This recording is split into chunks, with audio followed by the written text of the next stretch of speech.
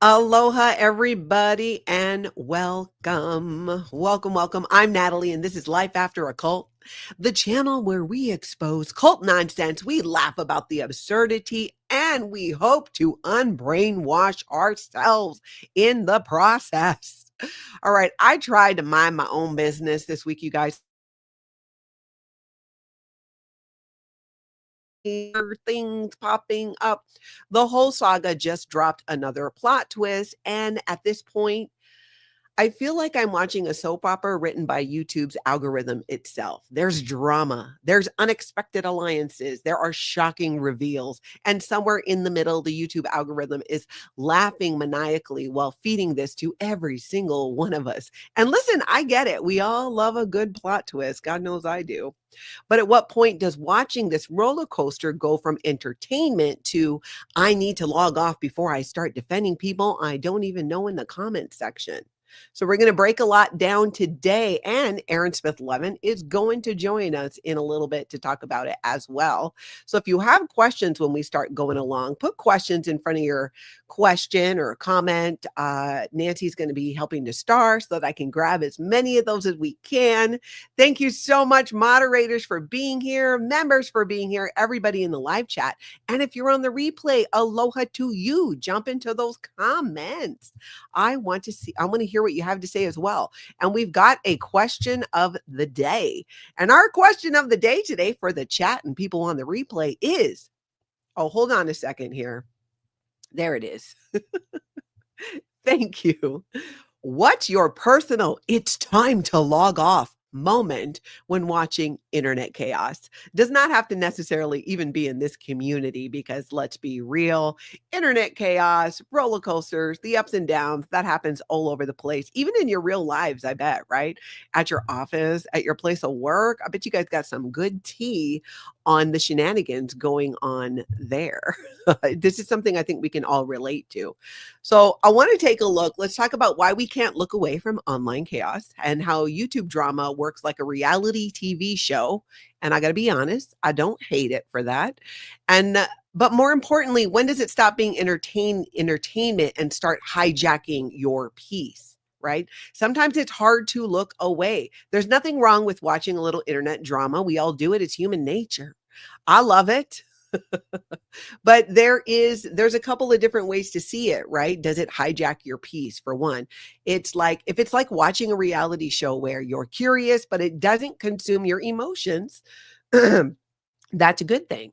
If you watch a few videos, laugh at the ridiculous parts, and then go about your day, that's a good thing. If you recognize this is YouTube, not the Hunger Games, that is a good thing. Sometimes, though, we can be living in the drama, and sometimes people even interject themselves into it. And if you find yourself jumping from stream to stream, dropping comments, debating strangers in chats, that could be a sign it's not so entertaining anymore and your piece is being hijacked. Or if you're emotionally stressed over people you actually don't know. It's an interesting thing about YouTube and getting to know creators, especially doing live streaming, because it's so interactive. There are such beautiful relationships to come out of that. But truly, maintaining a good, healthy boundary where it doesn't hijack your peace, it's a good thing to keep in mind as a viewer. And that goes for me. Honestly, a lot of this we're talking about because I need help processing it as well.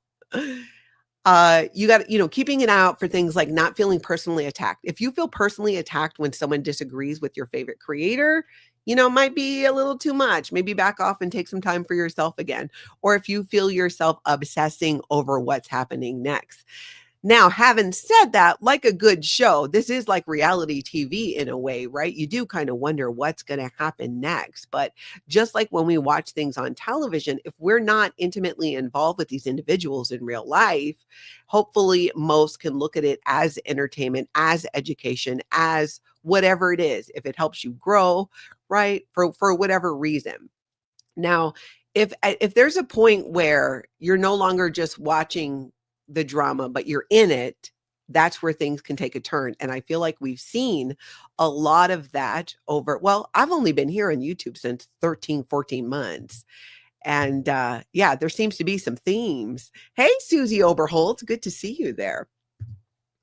Now, listen, I say this with love and from experience. I was watching YouTube and some of the content creators before I became a content creator, and I have absolutely been that person before. Not so much on YouTube, but with cult stuff, right? I spent too many hours trying to argue in arguments that had nothing to do with me, trying to prove points to people that I would never go to them for advice. So why did I care what they were saying? With the culture in Scientology and often feeling like you got to be on the defense. And I can see that play out online sometimes. And honestly, in a way, it's interesting because that's what these platforms want, right? YouTube makes money with as much attention and views as it can get. It's a business. Content creators who are monetized for many of us, this also is a business. It's how we in part support ourselves. For some, it's completely how they support themselves. So it's interesting when you're talking about some of the topics we're going to talk about here, but in the overall broad spectrum of YouTube, there's other genres that I follow, and I see a lot of similarities that made me go, oh, this isn't unique to this anti-Scientology community. And the YouTube algorithm feeds into this because the more invested people are in something, the more they're going to watch it. And that's kind of how it all works. And I find myself often asking that question of for myself, when does it go from entertainment to not entertainment, from entertainment to actually hijacking your piece? And that's a huge part what I want to get into. And like I said, Aaron Smith-Levin's going to jump on and talk about this as well. We're going to talk about a lot of the stuff that's been happening lately. And I think too, part of what I'm realizing is that the more emotionally involved you get, the more content you consume, right? Even off of YouTube, shows that I'm into. I'm a binger. I like to binge a show. I want to see the whole thing. You got to make me wait a week for another episode. I'm not about that life. I'm too spoiled. I want it all now. I love finding a new show that has multiple seasons. Am I alone in this? Show of hands. Tell me in the chat. I like when there's multiple seasons and I can just watch the whole thing. Not necessarily in one sitting, but I want to be able to like wrap it up and put some bows around some plot lines. And this doesn't work in a genre like YouTube when things are happening in real time. And sometimes when there's a lot going on and you have creators that you like, maybe ones that you don't, and they're fighting with each other, how do you not get so emotionally invested? Does it leave you feeling stressed, frustrated, or exhausted? But it's something you have absolutely zero control over, myself included. I enjoy watching a lot of the content, even the ups and the downs and the plot twists, right? But I often have to remind myself that I have to like keep my head straight first. And as long as I'm finding it entertaining, and in my position, some of my very good friends are involved in this. So it's, how do you I like to do commentary on things in the community, mainly when it comes to exposing Scientology and things happening in the protest world. But there's really not a way to not, it becomes an elephant in the room at some point. My approach has always been, how can we learn from this? How can we use this moving forward? How can we use it as a jumping point to a bigger conversation of these issues that we all face, not just the people who are involved in in these arguments or in these disagreements that are online. And it's tricky because we're all here for the same reason. Well, maybe not all of us for the same reason, but for the most part, we care about here on my channel exposing cults and high control groups and having a good time doing it. But sometimes things get weird, right? There's patterns that we see. Someone joins the anti-Scientology space. Maybe it's a former member. Maybe it's someone never in Scientology, but all in on ending this cult. And then they're the main character or try to be. And then focus starts to shift from exposing cult or high control groups to exposing each other. And then next thing you know, you're fighting about them instead of fighting actual cults. But it doesn't mean that a lot of that dialogue and even the disagreements don't have a place, because a lot of it is the healing that people need to go through, especially coming out of Scientology. And I can speak about that from experience. We were letting go of that cult mentality sometimes that takes some time. And many of us were indoctrinated, raised to be that way, to have black and white thinking, to not defend, to always attack. And then suddenly things become less, how do we hold dangerous organizations accountable, and more, who blocked who on Twitter? And I mean, listen, I have no moral high ground here. I'm just saying I left a cult to escape the drama, and I don't have the energy for a bunch more. But at the same time, these are legitimate issues, right? These are like, have everything to do with somebody coming out of a cult and breaking cult mentality, or maybe even carrying forward that cult mentality. I find all of that fascinating. And it's why I watch a lot of creators, even ones that I don't agree with. Mainly because, one, I don't want to create an echo chamber for myself. But secondly, I'm fascinated by the whole psychology of it all. Like, how does this happen? And I don't know if you guys find that as fascinating as I do, but it is something that my whole time I've been on YouTube, I've been looking at and watching and processing for myself. Why do I feel more pulled towards this? Or why do I feel or don't feel what some others feel? It's been a fascinating topic for me. And sometimes the YouTube algorithm is not our friend, right? When it comes to protecting your own mental health, and maybe if you need a break from it, right? The moment there's a public fight, the algorithm turns into a toxic friend, hyping you up to make bad choices. But again, I think the big thing for me is it interfering with your peace or not? That's what I ask myself. If it's interfering with my peace, because I value peace a lot, then I have to back off, and I have to not watch certain creators sometime. And I'm going off the assumption that it's the same for all of you, because I have been a viewer of content on YouTube way longer than I've been a content creator. And becoming a content creator, it really, there's a lot of different point of views in that. And I think it's interesting to talk about that. And that's part of what I want to talk about Aaron with. So again, I'm going to pull up Aaron Smith-Levin from Growing Up in Scientology. Hey. Hey. I'm still cooling down from my shower. I lost track of time. So if I'm all sweaty, that's going to be I was going to say, you look like you had a shower and you got overheated. You look like my morning hot flash. I take scalding hot showers, so it takes me a while to cool off. Do you just like the temperature, or is it like some people do cold plunges? I really like the temperature. Yeah. Yeah. I'm a middle of the road person, but burning yourself because it's so hot. But I can see it feel good. Remind me what we're chatting about today. Your shower habits. That's all this is about. We wanted to come on. I wanted to chat with you about, I think a lot of people in my audience, your audience, there's a lot of overlap there. There's a lot been happening with Relatable Reese's story involving Tommy. You've done a couple of videos, or did one, was it yesterday, about why you don't do videos anymore with Tommy Scoville. And as part of that, went on to kind of explain and share what happened from a perspective I don't think people have really heard from you on that. For example, these are all things that Reese herself has already shared, that she met Tommy in Clearwater, that they were having an affair, and that she lied about it. But this is something that you, as someone who was there, did not know about for a while. And, and then when you were protesting last night, you addressed Lara FM's video, and there's just been a lot going on. And I think, to kind of boil it down, I was thinking about this, and I was thinking, in your position, because, you seem to take the most heat. There seems to be, not for all, but for some, and I honestly believe it's a minority, that you somehow speak for everyone, or, because you have the largest channel, that, you run everybody else's channel, or because you're the president of the foundation, that you're in charge of us. And it's not something that I ever subscribe to. But I guess one thing I want to know is, what are your thoughts? How do you feel about that, when being made to be, well, Aaron, you have the biggest channel, therefore anybody you bring into the community, you need to security check before unleashing them on all of us? Well, first of all, I just want to thank you for sticking only to the approved talking points that we agreed upon this morning in our coordination meeting.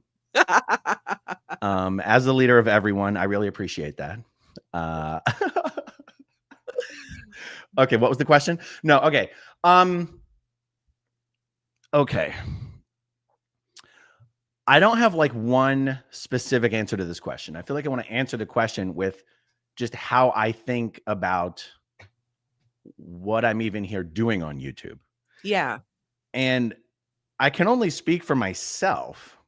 And I've only ever attempted to speak for myself, which is a little ironic because a lot of the criticism from certain people is that I've never embraced my de facto position as the leader of this movement. And therefore I am derelict in my responsibilities. And I owe a responsibility to certain persons to lead. And it's like, I am the way I think about what I am even on YouTube doing is also the way I tend to assume everyone else thinks about what they're on YouTube doing. But clearly, I'm probably wrong about that. What I think I'm here on YouTube doing is just filling a vacuum that I decided did not exist. Filling a vacuum that I decided was there. Yeah. Which was, forgive me for not stringing my thoughts together very well. Before sleep last night, I took a 45 milligram edible, and it's still affecting me. Okay. I felt that the vacuum was, okay, it was in contrast to what Mike Rinder and Tony Ortega were doing. They were putting out every single day something about Scientology. Yeah. In written format, in blog format. Mm-hmm. And it just dawned on me one morning that didn't exist on YouTube. And that there's an entire audience that's not getting this daily message about Scientology. And that is why my earliest content when I started uploading every day was, let me just look at Mike's blog. Let me look at Tony's blog. And let me see, is there something I can do a video about here today? Mm-hmm. And I was like, I'm actually reaching a brand new audience. And in the beginning, I was very heavily promoting those blogs as well. Yeah. And so it was sort of a win-win. I was getting their message out to a broader audience, a new audience that wasn't already getting that message. I was putting it out in a way that was going to reach an audience that wasn't going to read those blogs. I was also helping direct attention to those blogs. And I realized if I get a little too far off track, just rein me back in. And it really wasn't until Tony started publicly complaining that I was making money off of his content that I started throwing a little shade his way. In the beginning, I was, giving credit where credit was due. Okay, what's my point here? Oh yeah, I was like, there's already someone out there in the print space, in the blog space, getting this message out every day about Scientology to a certain audience. Why don't I do that on YouTube? And then, and that's what it was in the beginning. And so then it started catching fire. It started getting some traction. And then I started sort of growing in how I did the videos and what I discussed in the videos. And it very gradually became, how can I get this message out to as big and broad of an audience as possible? Mm-hmm. It seems like a valuable thing to do. Yeah. And that was it. There was no step of the way where it's like, oh, now this has, become something different. That's what it's been the entire time. How do I get the message out about the various ways in which Scientology is a family destroying human trafficking cult to as broad of an audience as possible? And then it actually did become, and how can I get as many other people to do that as possible? Yeah. We throw around terms like community, leader, and it's like, that's not how I ever think about what I'm doing here or what other people are doing here or what we collectively are doing here. Mm-hmm. That's why when shit's going down and, noise over here and explosions over here and scandal over here, my fallback is, all right, what Scientology video am I going to do today? Mm-hmm. It's not, how am I going to manage this? How am I going to manage that? It's like, hey, what Scientology video am I going to do today? Mm-hmm. I think what was the original question? I'm sorry, Nat. It's basically like how you handle, even if this might be a better way of wording it. Like, how do you handle the pressure of being a public voice against Scientology while also dealing with an online community? And I think I like where you were going with that, because I think that's important. That I think a lot of people who watch the content, the vast majority of our audience are people never in Scientology, but all in on ending this cult. And they see it turn onto YouTube, they watch it, and that's it. And they go about their business. it can be different sometimes for people who are maybe more within that community, who have a point of view that because you have the biggest channel and because you head up a foundation, that you're therefore in charge. I see. It's a sword that cuts both ways. Yeah. I mean, I just have to repeat what I've said that I think is obvious. Having the biggest channel doesn't make you in charge of anything other than your own channel. Being the president of a foundation doesn't make you in charge of anything other than that foundation.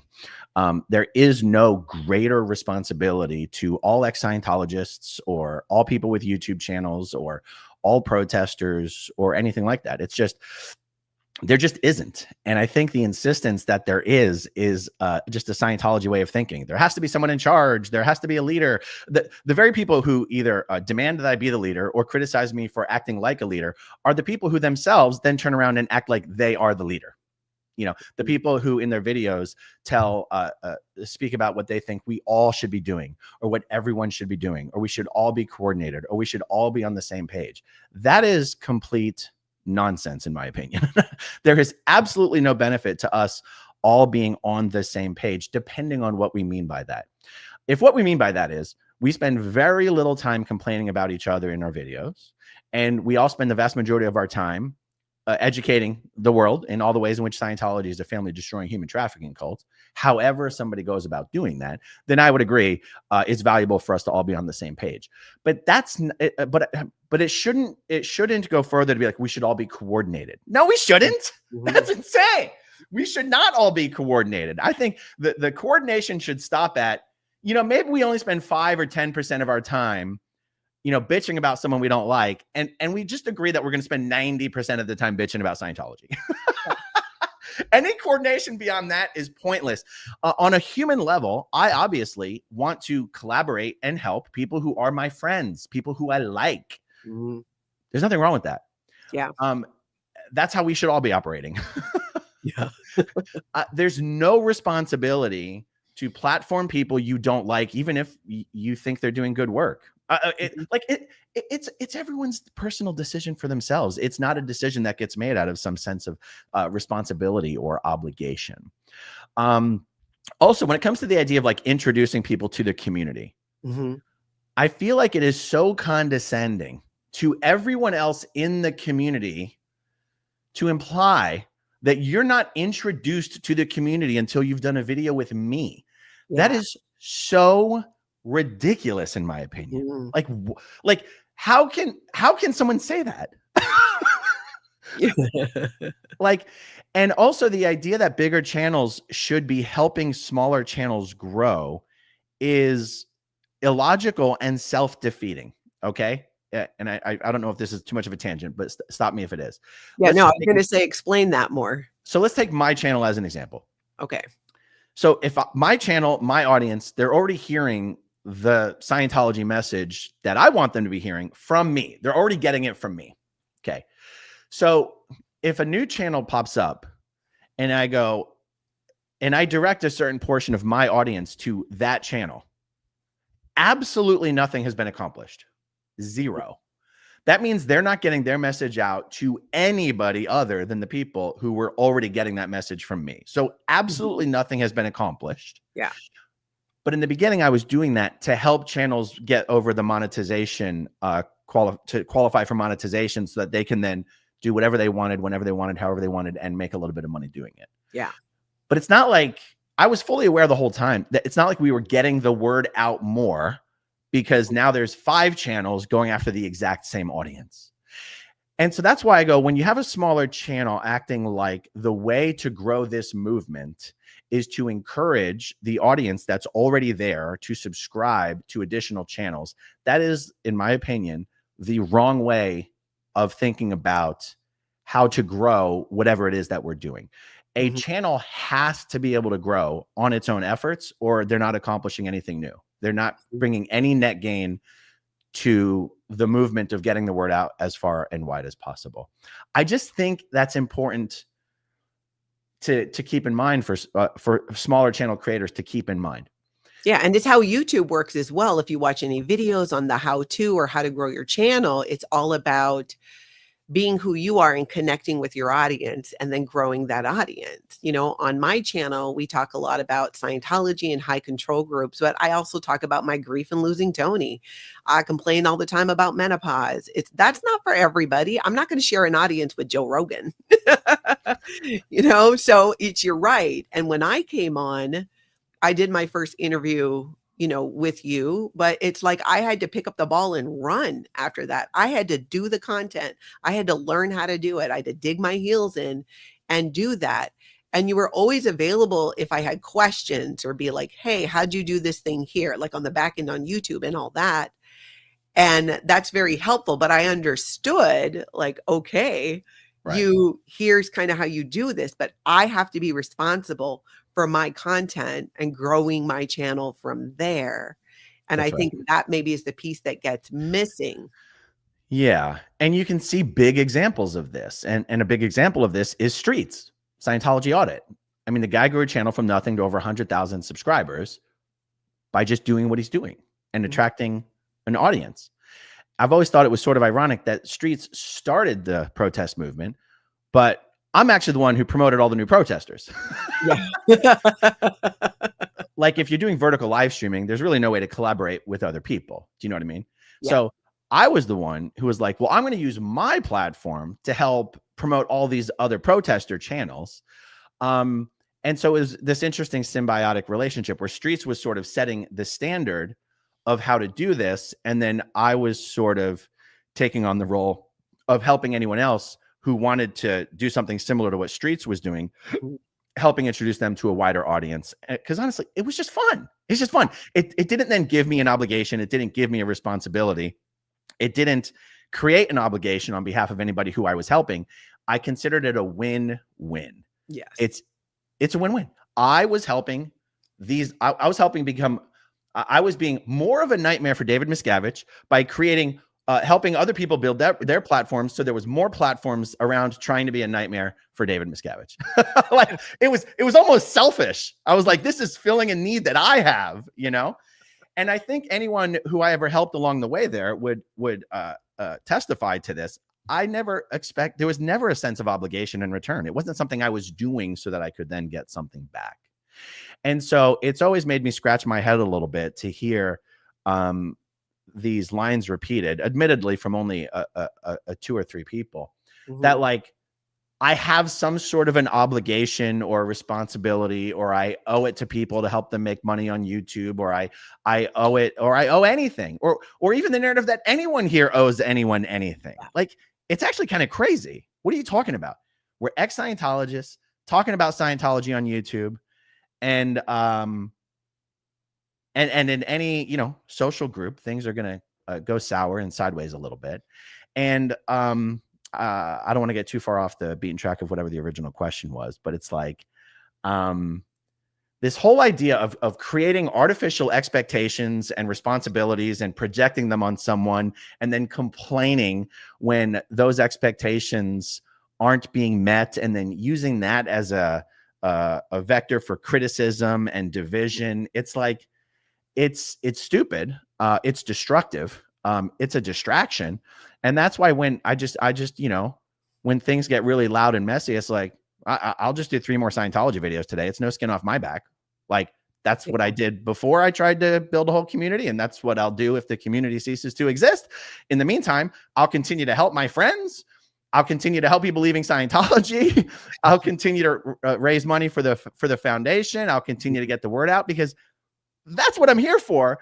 And I'm here to have fun doing it. I'm not going to let anything get in the way of my ability to have fun doing what I'm doing. And nobody else really should either. Like, what does it say? No one reports to Aaron.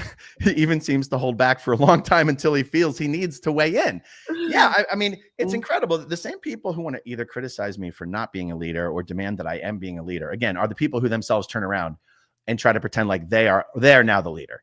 They're the ones who are going to say, if we're not all doing this, there's something wrong, or we need to get better at this, or we need to this, or we need to that. And I always ask myself, who the hell is we? Why are you always trying to speak for a whole group of people? I challenge anyone to go through my videos and find one instance where I have even attempted or pretended to speak for anybody other than solely myself. Yeah. You know, even 6 months ago when I did my video that led to the last 6 months of pure unmitigated hell, I didn't say, as a community, we should do X, Y, and Z or not do X, Y, and Z. What I said is, I recognize that there are people in this community who are doing A, B, C, X, Y, and Z, and they're probably in some cases doing it for me. And that's why I wanted to put out a message. Let's move on. and even further, from here on forward, I am not going to use my platform to platform people who continue to decide to do A, B, C, and X, Y, and Z. I still respect them. They're still my friends. I still love them. But if that's the direction you want to go, I'm not going to promote you on my platform. Even that was only speaking for me. It was my own boundary. It was my own rule. And it's funny because I guess because I have the biggest channel in the space, and you know, Streets is bigger, but it's a different space.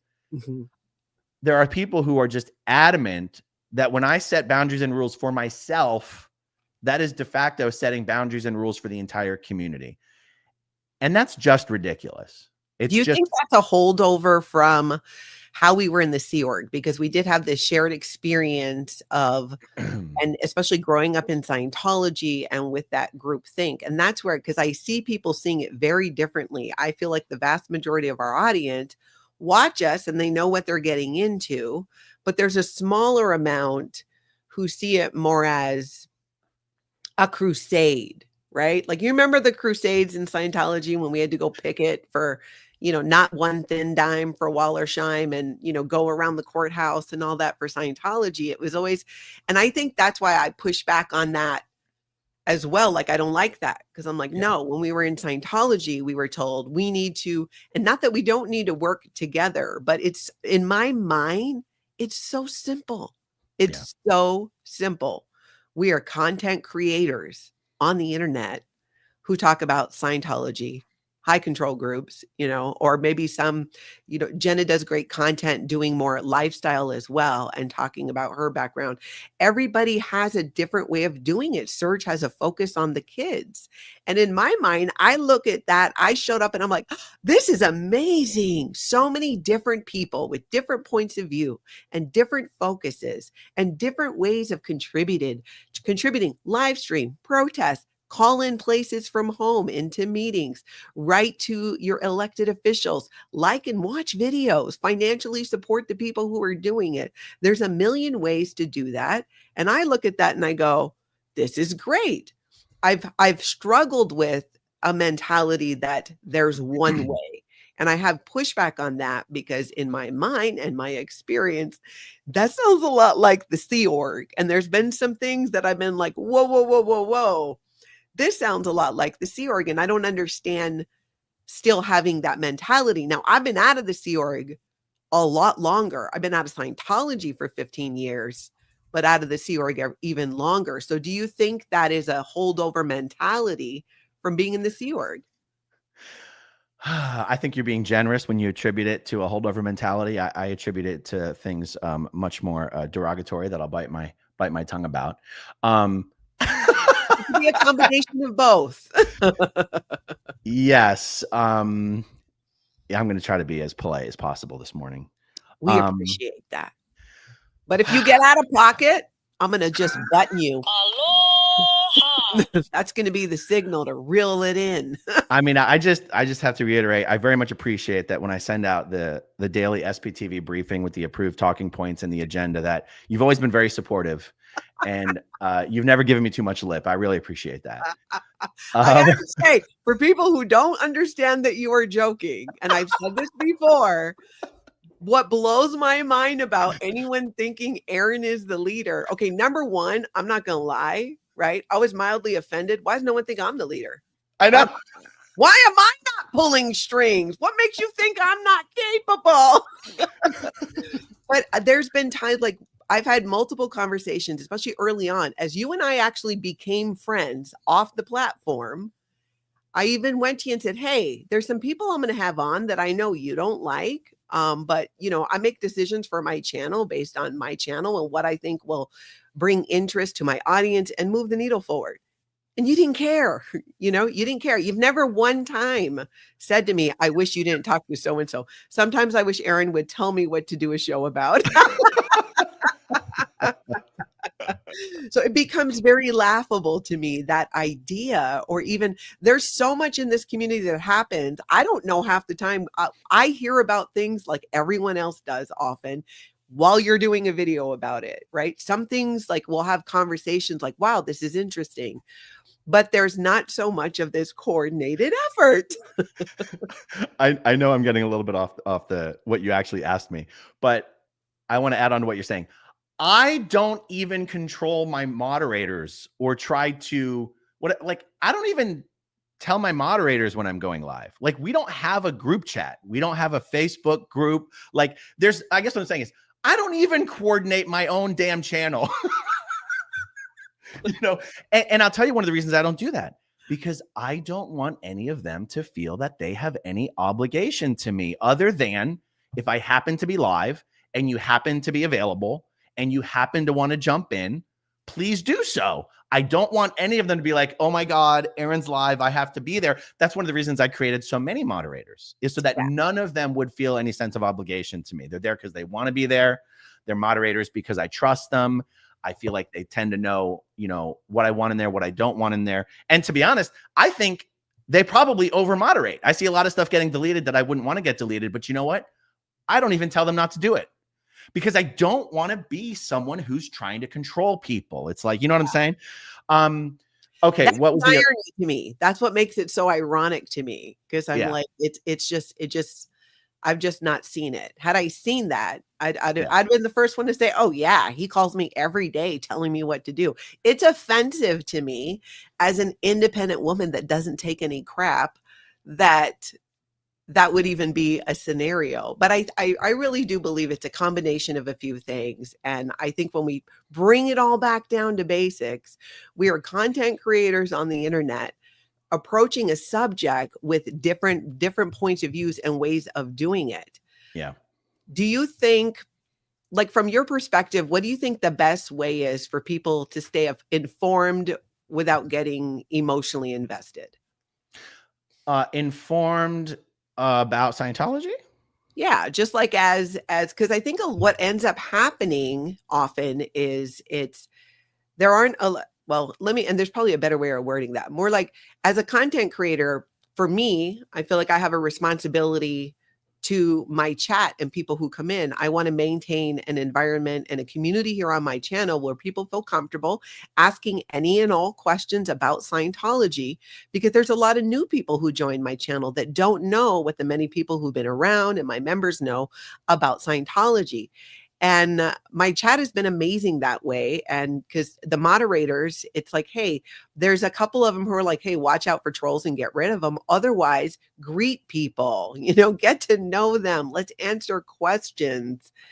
Not about, I'm with you on the just not, controlling it so much. Because I think when we leave a group like Scientology, you go two ways, right? Either like, yeah, no, I'm not controlling people in anything. And then the other extreme is, we need to do this. Everyone needs to do this. There's only one way. And that type of verbiage gives me anxiety, because my cult radar starts going off and I'm like, nope, not doing it.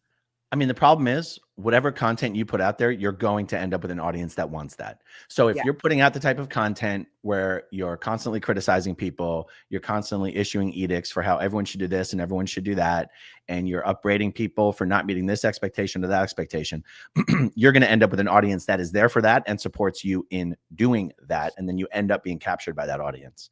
So I think the first question you asked me is, how do you stay up to date without getting emotionally invested?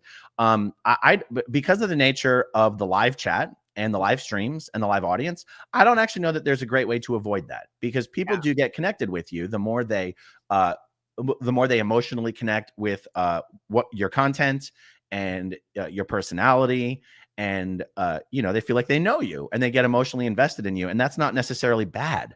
Yeah, that's not bad. But I'll give you an example where it starts to go bad. There's this phrase that I've heard. It came up in the protest community. And actually, let me take a half step back. You have to understand, when I started promoting the protesters and the protest channels, it was never from a perspective of what I'm doing is better than what they're doing. Yes. But I'm going to help them anyway. Or what they're doing is better than what I'm doing. And that's why I have a responsibility to promote them. It was like, all are welcome.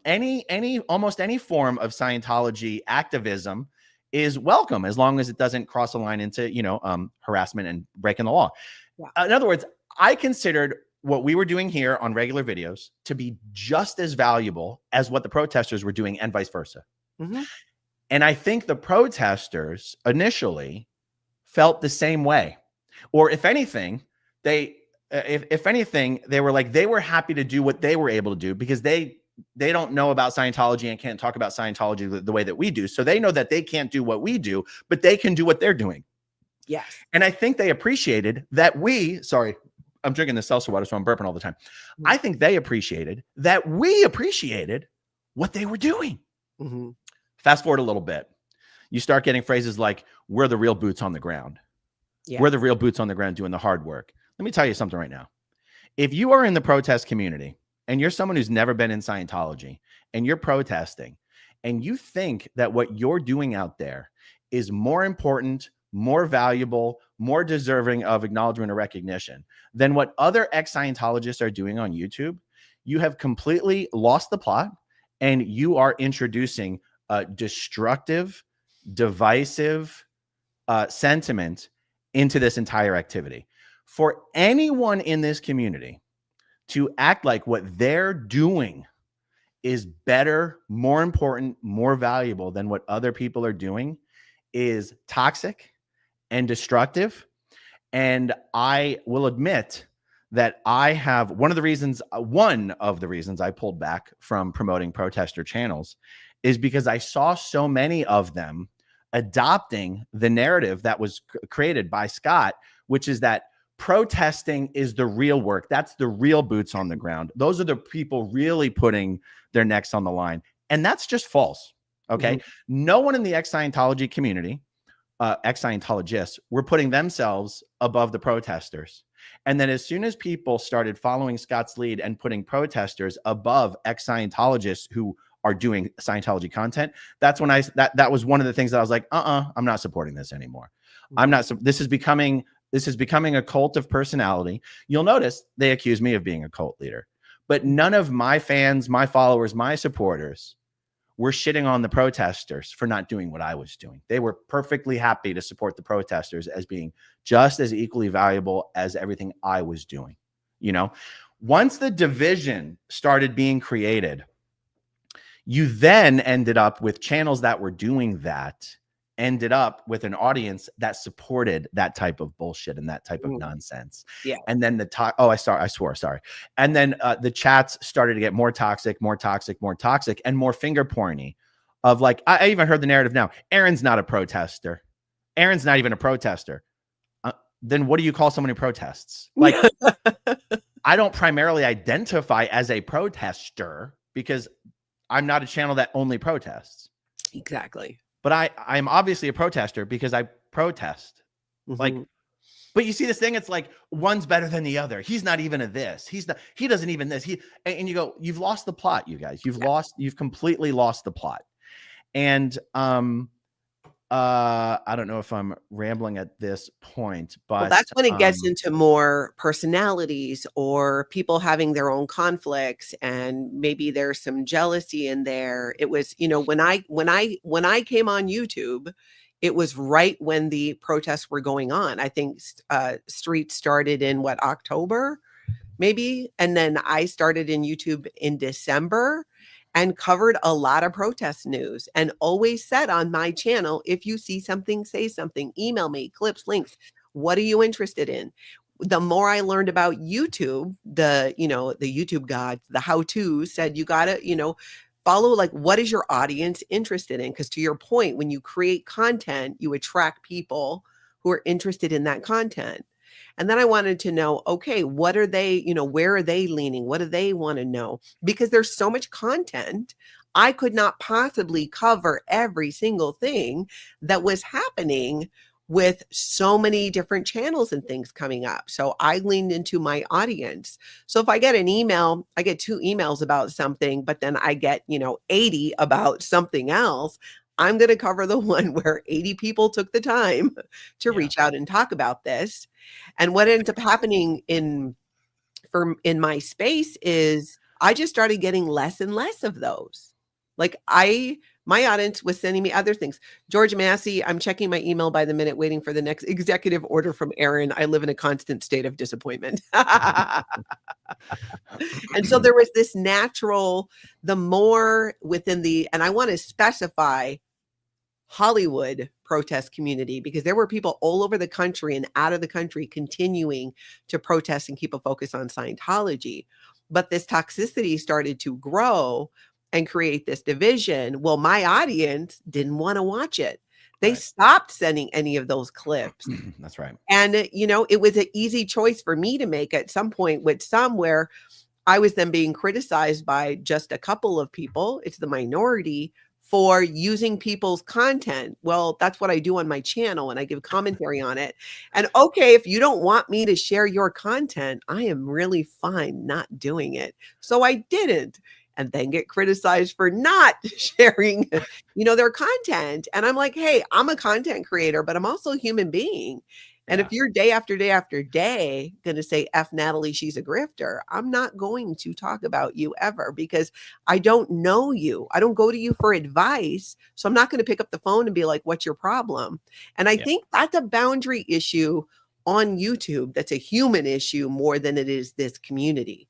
If they're just like how I've done, you and I have done, if there's something that I like is sticky for me, I call you and go, hey, what's the deal with this or whatever? And we talk about it.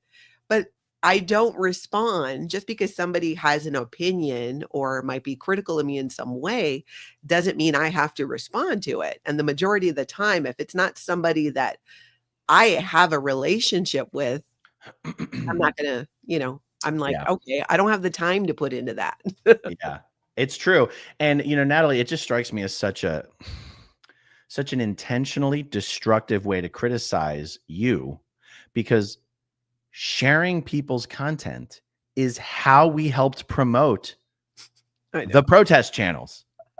So when someone then tries to turn it around like, oh, look at Natalie riding on the coattails of protesters sharing their content, it's like, that used to be what you all wanted us to do.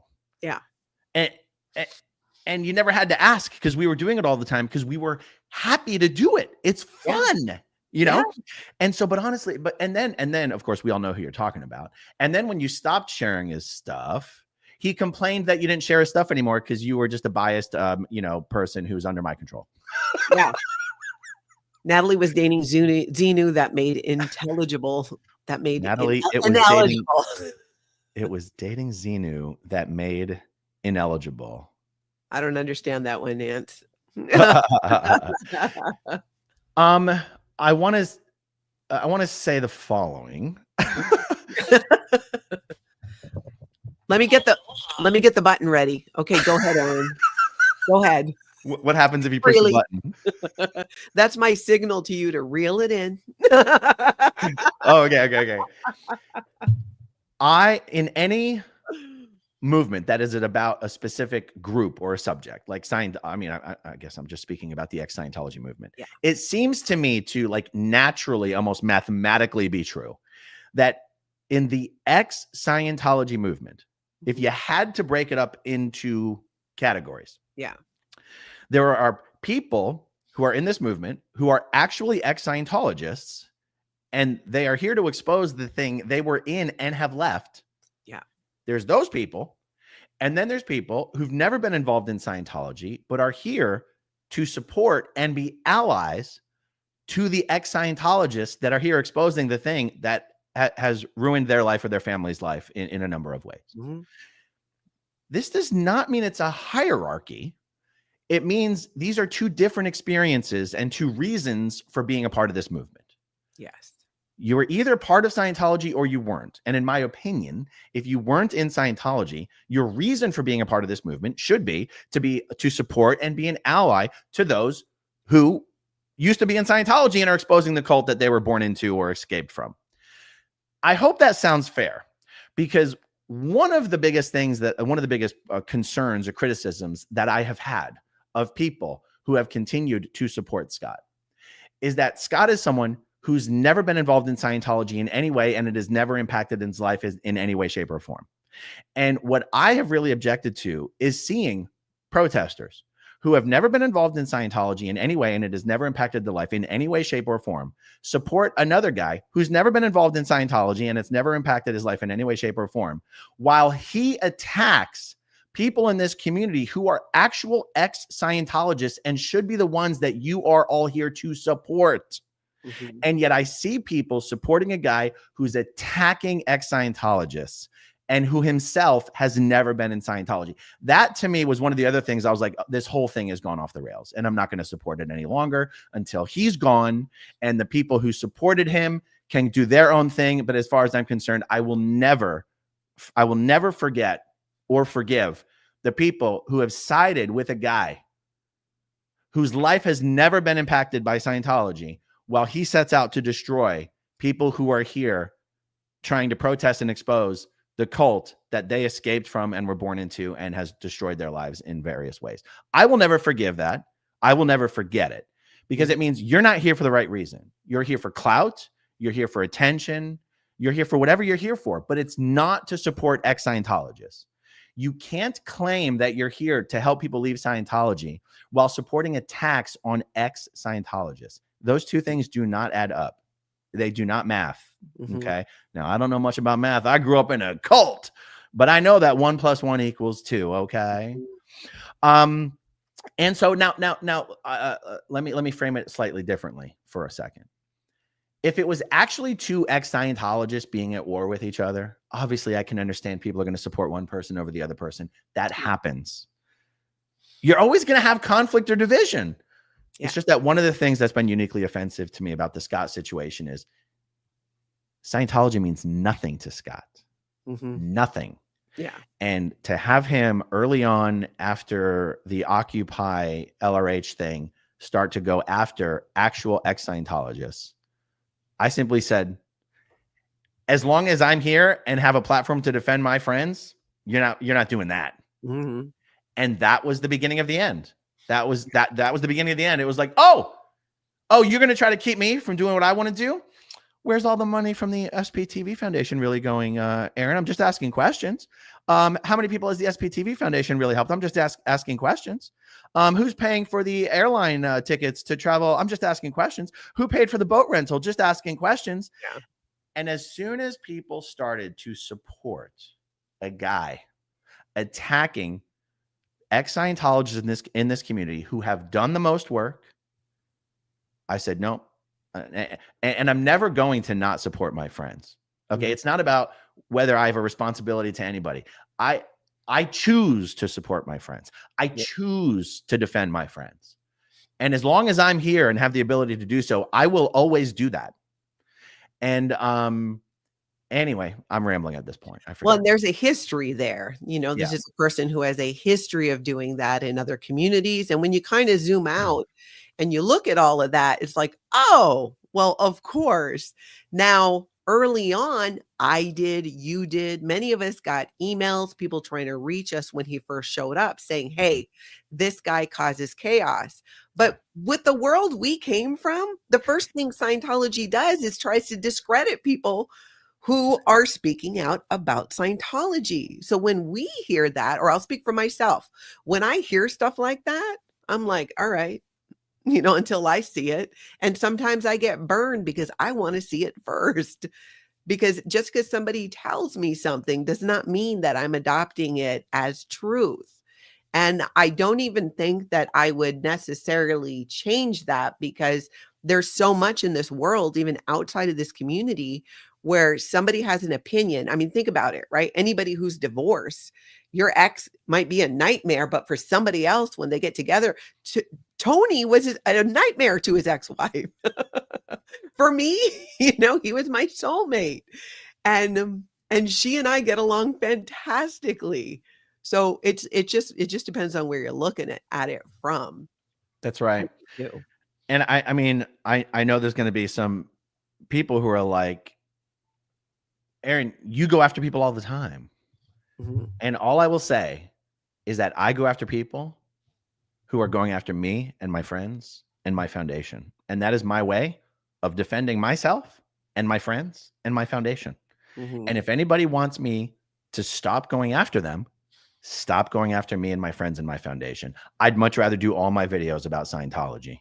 But I will not let myself, my friends, and my foundation be nonstop attacked and insulted and just say nothing. Because why would I say nothing? Why would I say nothing?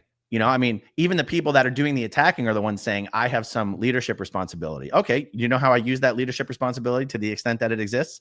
To defend my friends, my foundation, and myself. But it's funny because when I do that, I'm abusing my power. When I do that, I'm abusing my power, according to these people. Yeah, I think at the end of the day, it's a situation where there's no winning because, in my opinion, it's not logical.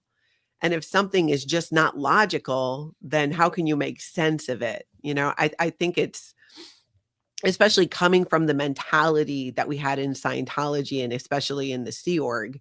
And that's just not how some of us have chosen, like, we're not going to live like that anymore. I'm not on a mission. Scientology and the Sea Org, we got sent on missions. I'm not on a mission to end Scientology. It's part of what I would like to see happen, along with all high control groups. And in my 13, 14 months here on YouTube, I've asked myself a lot too, like after now, like, okay, where am I at with my channel? What direction do I want to go? I know what's working, what's not working, what's important to me, because I'm reevaluating my entire life, as you know, since Tony died. Like, it's just all destroyed. And now I'm putting it back together. And I'm like, hey, I get to put this back together any way that I want to. What do I want to focus on? What do I value? I spent weeks thinking about this. What do I value? And I value my peace. I value my relationships. And I value having fun. And I've come to the realization that for me on my channel, the route I want to take is doing what I'm already doing, but in really trying to bring in an entertaining way, educating about the characteristics, the signs, the red flags when it comes to not just Scientology, but high control groups. Because one thing I've learned since being in this community and everything that happened, including like in LA with some of the protesters there, is this culty behavior is not limited to Scientology. I've seen a couple, very few, never in Scientology, behave in ways that were like, whoa, like, what are you doing? Even Scientology wouldn't do that. Nat needs merch that says MYOB aloha. Oh, mind your own business. That's a good idea, Kraken. Thank you. Yeah. And that's been an eye-opener to me. And that's why I'm trying to do more content that's not just limited to purely Scientology, because what's opened my eyes and seeing all of this happen is this need, sometimes this black and white thinking and this tribalism is not limited to Scientology. For some, it's a way of thinking, it's a way of living. And I think that's what we experience sometimes, even like with Scott, it was becoming very tribal in ways. And that creates that division and a lot of black and white thinking. And for those of us who left something like that, we're like, no, I'm not going back to that. Asen, Aaron, the puppet master, damned if you don't talk, damned if you do.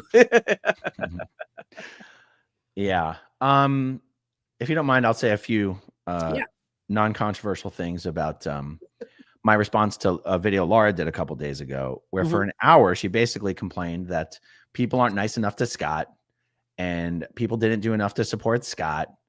And people are saying mean things about Scott. And, I'm to blame for any negative person that's been introduced to this community. And where things went south with Scott is I got my feelings hurt when Scott started to crap on the foundation. And you kind of go, But why did Scott start crapping on the foundation? It's because his feelings got hurt. Feelings hurt. Yeah. When he was told he wasn't going to run roughshod over my friends in this community. Yeah. And what I want to say is this, like, this is an example where Lara is an ex-Scientologist deserving of a lot of sympathy, love, and support. Yes. And instead of Lara using her position in this community to, you know, work on making peace and start dialogue with, let's just say, me, she does a video saying we're all mean to Scott. Well, Scott's got nothing. Scott's not an ex-Scientologist. Yeah. Scott's someone who attacks ex-Scientologists. I'm interested in making things better with Lara. Mm-hmm. I'm not interested in making things better with Scott. Yeah. And I just want to say, for the public record, you know, Lara, for someone who says we should all put our egos aside and, you know, work towards a common goal, you know, put your money where your mouth is. Like, I've reached out to you on 3 separate occasions in the last month, very nicely, with, you know, with a lot of love and compassion, to try to start making things better. And you've completely ignored me. Like, you just ghosted me. You don't even respond. Mm-hmm. And yet you'll do a 1-hour video complaining that people aren't nice enough to Scott. It's like, Lara, you're perfectly capable, as we all are, of actually starting to make things better. And that's not going to be done by doing a YouTube video lecturing the entire community on what we all need to be doing differently. It's like, that's the problem. You're just kind of doing what Scott was doing, which is saying there's one way to do it, and anyone who's not doing it that way is the problem. Yeah. And it's like, pick up the phone, Lara, answer a text message, have some dialogue, you know? And so it just makes me wonder what the real intention is there. You know, Lara's got just as much of a voice and standing in this community as anyone else does. But if you're going to use that standing to go to bat for a guy who's got nothing to do with this community and has destroyed it, it weakens your own position. Now, if you look in the comments of Lara's video, she's getting absolutely annihilated for essentially going to bat for this lunatic that's been destroying the community. Lara, get rid of the dead weight and let's actually restore relationships if that's what your intention is, because that's what I would like to have happen, which is why I've reached out to you 3 separate times, you know? Yeah. So, yeah, I can see that. I think that would be, and there's that difference in that, where in my mind, where boundaries come into play. You know, Scott is not someone you had a relationship the way that you did with Lara. That's the relationship. Yeah. And he's someone who really has literally just crapped on a lot of people, and not just for, there's sometimes where I get the beef, right? Like, I can see how these 2 people over here, I'm like, okay, I get how you have a disagreement and I can see what's happening there. I was not connecting the dots a lot, especially in my own situations. Like, I went to bed one night, we were cool. And the next day I woke up to, you know, Natalie's a grifter, F her, stuff like that. And I'm like, okay. Yeah. I don't know how we got there, but all right. But I also I get to make a choice for myself in that situation. Do I want to, you know, reach out and try to fix that? And I'm like, no, you know, I don't. Thank you for what you did. There are some things early on that I really appreciated about him. You know, we had fun with some of the stuff that he was doing too, and I appreciate that. But it really took a dark turn, and there's no obligation on my part or the part of anyone to continue along with that dark turn. And these are YouTube channels. These are individual YouTube channels. I get to decide who I support or platform. Nobody else does. I get to decide what I share. And if you don't want me to share your content, I won't. Okay, Nancy's putting out a little warning, people. Don't attack each other in this chat. I will smash you with the aloha button. Yeah. You know, I just wanted to point out that this idea of that, what went wrong was that I didn't put my ego aside. Let's revisit history here for a moment. You know, when I called Scott out for calling ex-Scientologists bad actors, he instantly started attacking the foundation. Yeah. I responded by agreeing to go on one of his panel chats. And I did. I went on one of his panel chats. We were very nice. We laughed it out. We hugged it out. I answered all of his questions. And he said, I just wanted to know if you could take it. I was just having fun with you. And I thought, good, we squashed it. Yeah. What happened? The very next day, he was back to shitting on the foundation again. So, Lara, I don't know if you genuinely think that where everything started to go off the rails between me and Scott was I just got my feelings hurt and couldn't put my ego to the side. That is absolutely not what happened. Yeah. So once I thought everything was squashed, and, you know, because also you have to understand, Scott and I is someone I would have considered like actual friends. We hung out a bunch. I knew he was dating Lara before anyone did. And I'm not gonna lie, I was a fan of how he protests. Now I feel like it's gotten worse over the time, but I was a fan of it. It was entertaining, and I knew that, honestly, entertaining and attracting eyeballs is what a live stream protest movement is about. Exactly. I considered him a friend, and I expected to be treated as a friend the way I would expect myself to treat him as a friend. And it was as a friend that I was like, okay, fine. I think we can squash this by actually talking about it. That it was, for me, a massive betrayal that the next day, without anything new having happened, he was back to shitting on the foundation again and continued to do it every day for the next year.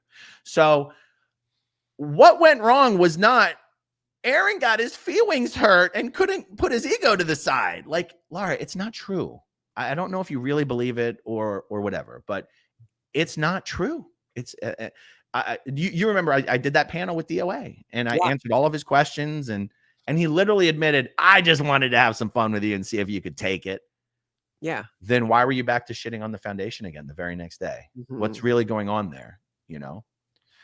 That's all. It didn't make sense. A lot of it didn't, make sense. And with especially with everything that I've had going on, it was like the last thing that I was going to be spend any time. I'm not going to lose any sleep over this. It's unfortunate, but I just moved on, keep doing what I'm doing, keep doing my thing, keep looking at what my audience is interested in. And things started to change. I was getting less and less clips of people wanting to see, like, oh, did you see this? In a lot of, protests. Still some. I still almost every single show cover at least one or two people who are protesting or doing something.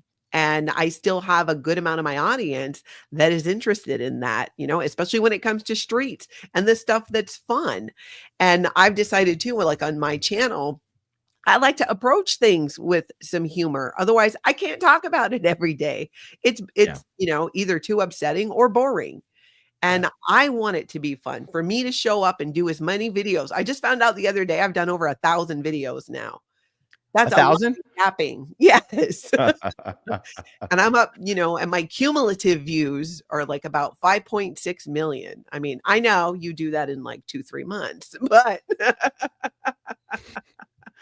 everything counts. Everything matters. Exactly. You've never once heard me denigrate anybody for not doing as much as I do. The fact is, you do just as much as I do. The fact that my videos get seen by more people doesn't mean I'm doing more, which is why I don't act like I'm doing more.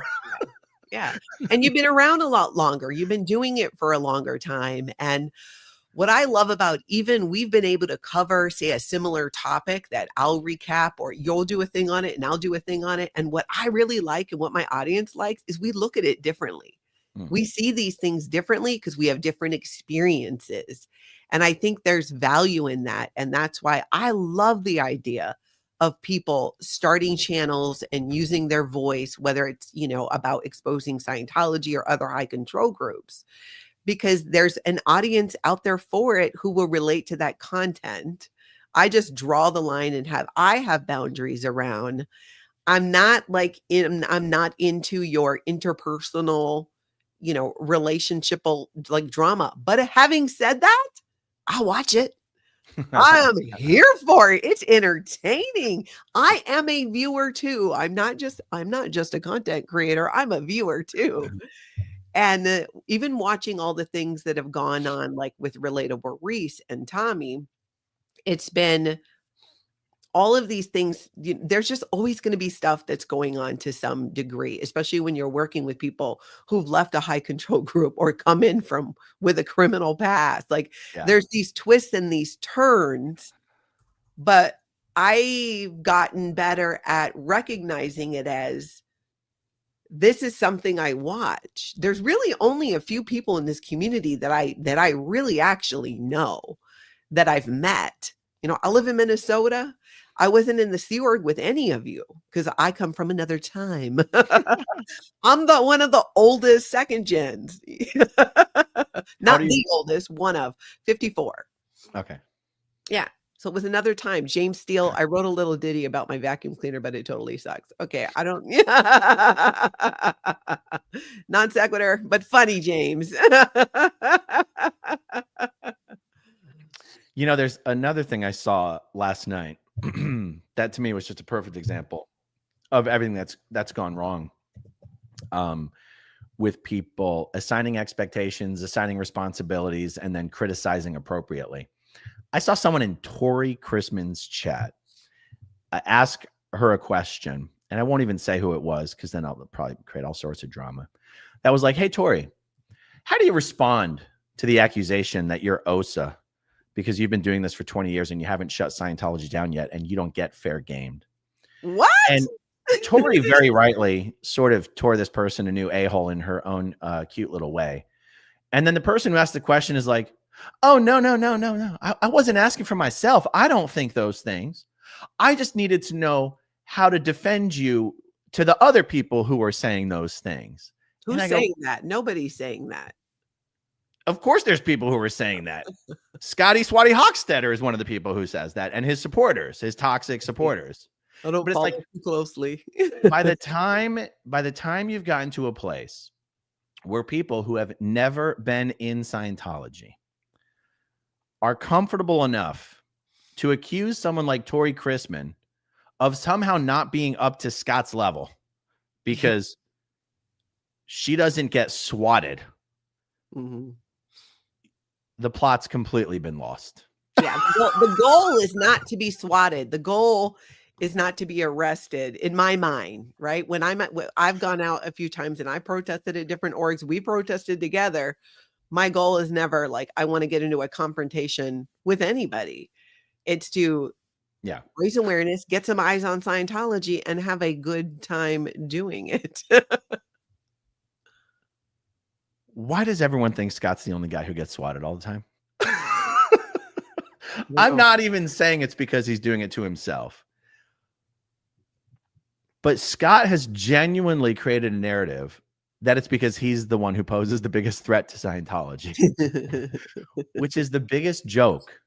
And by the time you have an audience, a particular strain of toxic audience members and supporters who believe that and then want to denigrate ex-Scientologists who have a far bigger reach than Scott does, because they don't get swatted. You've completely lost the plot. And that's just one more example where it's like, I'm just going to pull back from supporting the protester community, aside from specific instances where I already know where they stand. I already know that they don't support Scott. At this point, I don't mind saying, honestly, so we've come so far and seen so much of what Scott stands for and what he does. Anybody who continues to support him, you're not here for the right reasons. You don't understand what this community is here for. And you are a destructive influence in the community to the degree that there is a community.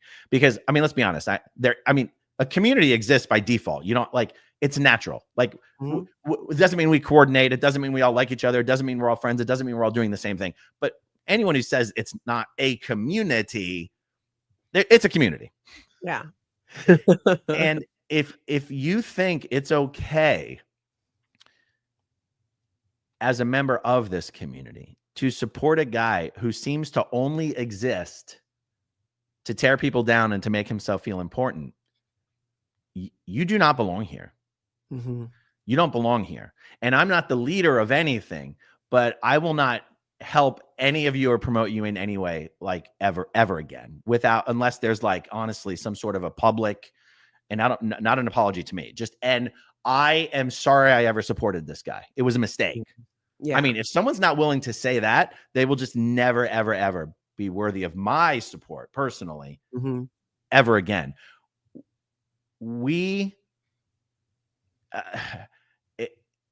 For some reason, it's easier for people to minimize the general risk that we put ourselves at doing what we're doing, because we don't wear that on our sleeves. Yeah. And we tend to minimize it. I laugh at it. Same. But that's because I don't let it affect me. but that doesn't mean the risk isn't there. Exactly. Yeah. And for some reason, and honestly, you guys know who I'm talking about, to hear people denigrate me or my risk by calling me a rich white guy. What are you doing? What are you doing here in this community, really? Anyway, I don't know what my point was. Yeah. I think let me ask you this. Do you think if you could change one thing, say, right? Like something that maybe is simple, we're not even seeing about the way that, let's call it the anti-Scientology YouTube community operates, right? Like what would that be? When we look at everything that happened, because I do this sometimes, I'm like, okay, is there anything I would have done differently? Sometimes no, sometimes yes. But how, and then moving forward. And I've really had boundaries on my mind a lot, especially watching everything that's come out with Relatable Reese and Tommy and our moderators, and the number of people coming forward saying, sharing their experience and what happened. And the very first thing that comes to mind when I look at that through my eyes today, way out of Scientology, is a complete and utter lack of boundaries. You can share your personal life, but when people get very so invested because you bring them into it emotionally, you can't really turn around and then get upset with them for it. Or if they care and they don't like the path you're going down. And in my mind, my opinion is that's what happened with Reese.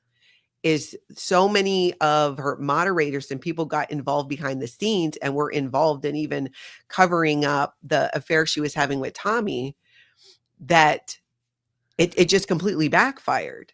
How do you prevent something like that? Like, what are the lessons coming out of all of that? What do you think? I mean, I think what backfired for Reese is different than what has backfired in the community overall, because I think Reese is the only person in this community that does the type of channel that she does. Most people in this community aren't talking about the details of their private life. And if they are, they're just doing it to sort of spill their guts. There's not like some sort of deception going on. Yeah. So that's a total different conversation in my opinion. Yeah. But your original question of what, if I had one piece of advice, what would it be? It would be to squash your differences in private. And if once you squashed it in private, you wanted to then have some sort of a public conversation of explaining what went wrong and how it got fixed, so it would be sort of a teachable moment, I think that's amazing. But don't pretend like someone is your friend or you care about them or whatever, but you're going to have your argument in public, particularly in a one-sided way, where you're just going to do a video, calling someone who's supposed to be your friend out for something they did or said that you have a problem with. But instead of taking it up with them, you're going to take it up with the internet. That's just pure virtue signaling. It's also just drama views for the sake of drama views. And it's indicative that you don't have a real relationship with that person. Because I couldn't ever imagine having a beef with my friend and taking it to the internet. That's insane. That's absolutely insane. I mean, I even saw one creator apologize to the internet for a private argument they had with their sister earlier in the day. In other words, they went to the internet to apologize to their sister. Nobody knows this person's sister. This person's sister doesn't have a channel. This person's sister hasn't done interviews. No one knows this person's sister. But she went to the internet to apologize publicly to her sister. That's an example. Like, that's insane. Like, if we want to just be real people who have real lives, who happen to be doing videos about Scientology, then sort out your personal problems in private. Otherwise, it's just a recipe for disaster. You're just going to have, that's how you end up with people who are only here to watch the car wreck. Yeah. People that I've called out publicly are people who were already not my friends. I'd already tried to squash it privately. They've already continued to do stuff publicly. And I had to basically set the record straight. And anyway, if anyone can think of one example, anyway, we'll forget it. I won't even challenge anybody. But it's like that would be my one advice. Like, if we're here to educate people about Scientology, then stop turning it into something other than that. Yeah. Otherwise, don't wonder why it becomes something other than that. Like Lara wants to do a video complaining about me for an hour. Hey, Lara, I've been trying to talk to you privately for a month. You never even tried. So what exactly is your intention? What exactly are you trying to do? Yeah. Are you creating any positive change by complaining about me for an hour in a video and lecturing everybody on what we should all as a community be doing better? Pick up the goddamn phone. Oh, sorry. Pick up the phone. Pick up the phone. Like, if you're not willing to even talk about it in private, then I have to assume you don't have any intentions whatsoever to make things better. Mm-hmm. And maybe that's not fair, but that's what I have to assume, because it's not hard to make things better. It's not hard. You guys can see that I did the 4-hour chat with Nora the other day. That was out of a desire to make things better. I tried. Okay. I thought it worked. Okay. Nora thought it worked until her chat and her wife told her how horrible it was. Then she decided it was horrible. So I'm not going to keep trying with Nora. I already tried. Yeah. Okay. I did it publicly because Nora made it clear that's the only way she was willing to try. When she reached out to me and said, hey, let's do a video and let's not bring up any comments from the live chat, I said, bingo, you got my agreement. That's all I needed.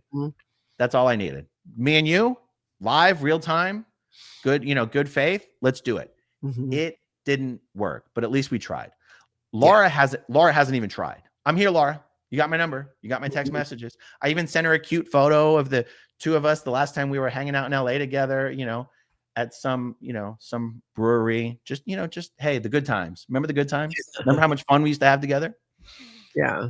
No response. So you know how to reach me, Lara. I'm happy to make things better, but I'm not going to continue the circus and the division. That's not what I'm here for.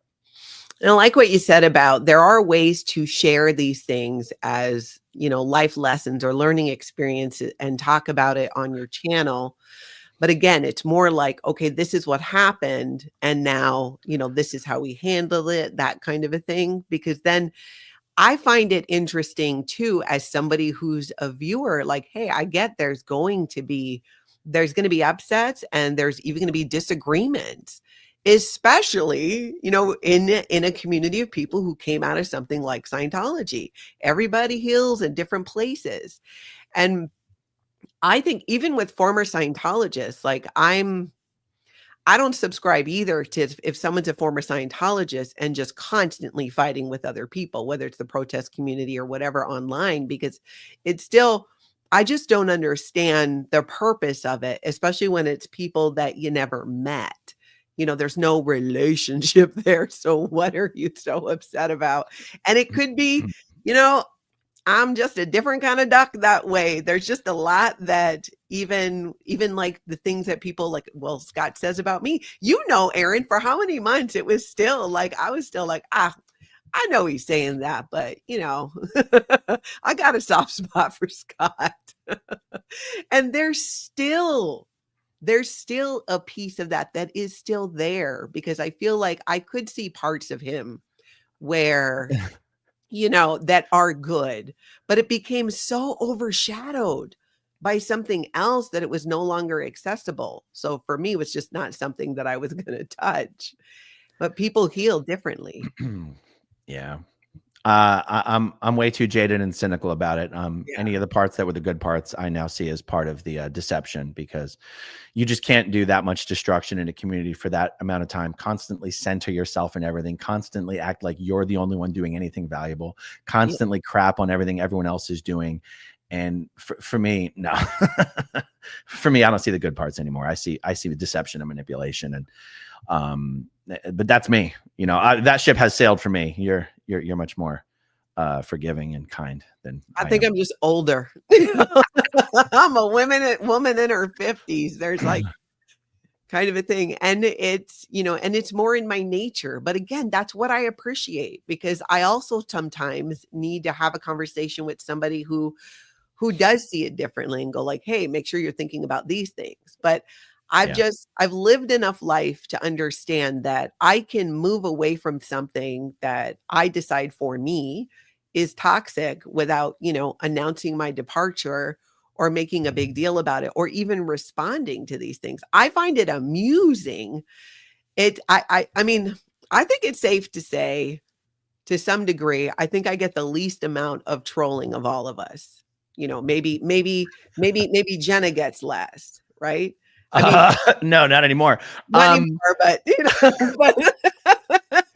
in general. And it's, I believe, because I don't give those trolls the energy that they want. They do it for a reaction.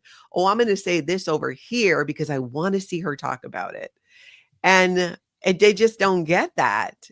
And I kind of sidestep those things, but it doesn't mean that, I'm not aware of some of it. But for some reason, I'm really able to recognize, especially when it's coming from people that I really don't know, then it doesn't mean anything to me. I don't take it personally.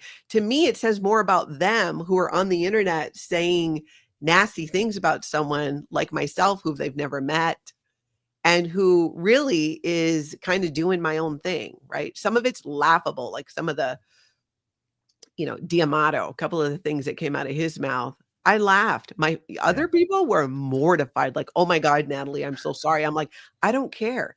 It's so absurd. It's so unbelievable that, and again, not somebody I go to advice for. So why do I care? I don't care. I think D'Amato is a good example of one of the, like an example of what exactly? Tony is someone who I literally don't even hate watch him anymore. And I haven't for like 6, 7, 8 months. Like I literally can't even be bothered to watch his stuff. And yet there's still a lot of people in this community who are I'm just constantly being sent screenshots of the horrible thing he said about this or that, or me, or threats. And I go, I could not even possibly care less. Like maybe it's because he's just over there. He's just like a sideshow. He's like a circus sideshow. Like, I don't care what this guy is saying. It doesn't matter how horrific what he's saying is. It bothers me in 0 ways. It impacts my life in 0 ways. Yeah. It's a little different when it's someone who's an ex-Scientologist and has nominated themselves the ethics officer of the ex-Scientology YouTube space. Like she gets to decide who's being good and who's being bad and who's going to get called out and who's going to be given a pat on the head as a good boy and a good girl. And one of the things that's been so distressing to me is to see this person decide that Scott is one of the good guys. Yeah. And it's like, holy crap. And that's why, as long as this person wants to keep throwing shade, I am going to keep throwing it back. Like it's a hard line for me. Yeah. Someone who wants to support what Scott is doing is so destructive, in my opinion. I am not going to stay quiet about it. And look, it's not going to be every day, but it might be every week, And it's like, if you want it to stop, then stop. I'm not dedicated to being at war with anybody, but I'm not going to continue to stay silent while it's just an onslaught of shade and shade and shade from an ex-Scientologist who claims to be here to want to support ex-Scientologists. You're going to speak out both sides of your mouth. Your actions aren't going to, your stated intentions don't match up with your words. I'm not going to stay silent. So if you want things to change, then change. If you want things to keep going the way they're going, then carry on by all means, because I'm going to keep doing what I'm doing, but I'm also going to call you out every time I feel it's justified. Yeah, you're continuing to do content about Scientology and even the ways that you've grown your channel. You've been doing this for how long now? I mean, full time, maybe 2.5 years. I have to double check, but yeah, like, you get heat sometimes about like Tom Cruise videos and stuff. And if Tom Cruise videos did better for me, I would talk more about it, but it doesn't so much for me, but they do great for you. And it's another way to get more eyes. Yeah. And it's a way that you've grown your channel. And again, like, I don't see everybody's going to do it how they do it. I can do what I do. You do what you do. And I don't feel a need to like, no, you're not doing that right. Or no, you're not. I mean, how many times have I even, been like, Aaron, I don't think that you should have, except under very specific circumstances. It's like, you're going to, it's your channel. You're doing your thing. And that makes me laugh sometimes that people think we coordinate, because I'm like, oh, I didn't know about that. Well, that's one of the other interesting contradictions is like some people, one in particular, but want to say that because of the size of my channel, I have some sort of a responsibility or leadership role in the community, but they want to criticize how I built that channel. It's like, if I built that channel the way that I did, then maybe there's a lesson to be learned there, since you clearly seem to think that a channel of my size has a particular value or creates imparts a particular responsibility. And you go, so you want to make fun of how I've grown the channel, but then you want to saddle me with the responsibilities of having a channel this size. Pick a lane. Pick a lane. Yeah. And it's like, in my opinion, the reason the channel has grown to the size that it is because I've approached the Scientology space, in my opinion, the way that Jon Stewart approached the political space. Okay. To a lot of people, politics are very serious, complicated, and boring. Jon Stewart figured out how to engage a younger audience with that subject matter by being able to explain things simply and in a way that is entertaining and fun to watch. I genuinely feel that that's how I've approached the Scientology space. Not even strategically, but just because that's what I like. That's how I like talking about things. Like, even in life, it's like everything's funny to me. I'm always trying to, be funny, make things funny, Like I could say last night when you guys were protesting, I don't know how many people got this. You were looking at somebody, you were saying hi to everybody and looking at their chat. And you walk up to, I don't know who it was, and you said, "Oh, what do you got in here? What do you got in there?" And he goes, "That's what she said," which was the name. And it was the name. He was reading the names in the chat, but just so happened you're like, "Hey, what do you got in there?" "That's what she said." And then thought it was a joke. And it was the name of somebody in the chat. That was hilarious. I thought he was making a joke to me, but he was reading the name of the person in his live chat. It was so funny. That's what I thought too. And then he's like, "Oh no, it's the name in the live chat." And I'm like, "Oh." But you were saying using humor, like creating content in a way that's meaningful, for you. And I feel the same way. If I'm going to do this long term, and even talking about it as much as I do, it needs to be entertaining selfishly for me, and in a way that I can talk about it every day. If I had to only focus on my story, I couldn't do it. That's just too much. I don't have even, my primary focus right now is just continuing to work on and grow my channel and work through my grief process and rebuild my life. There's a lot of things that, I'm just like, and I think that's part of it too for me, because I'm like, I have so much going on over here that I need bandwidth for, that when I come on YouTube and I do this, I want it to be informative. I want it to make a difference. But more importantly, I want it to be entertaining because I need it. That's right. I need a break from some difficult things that I'm really dealing with on a daily basis, constantly. I come on here, I want to have fun. Yeah. Well, totally. And I can already hear someone going, Aaron saying, if you're not doing it his way, you're not doing it right. And it's like, no. What I'm objecting to is you criticizing people who are doing it in a way that you don't like, even though that way has proven to be extraordinarily successful.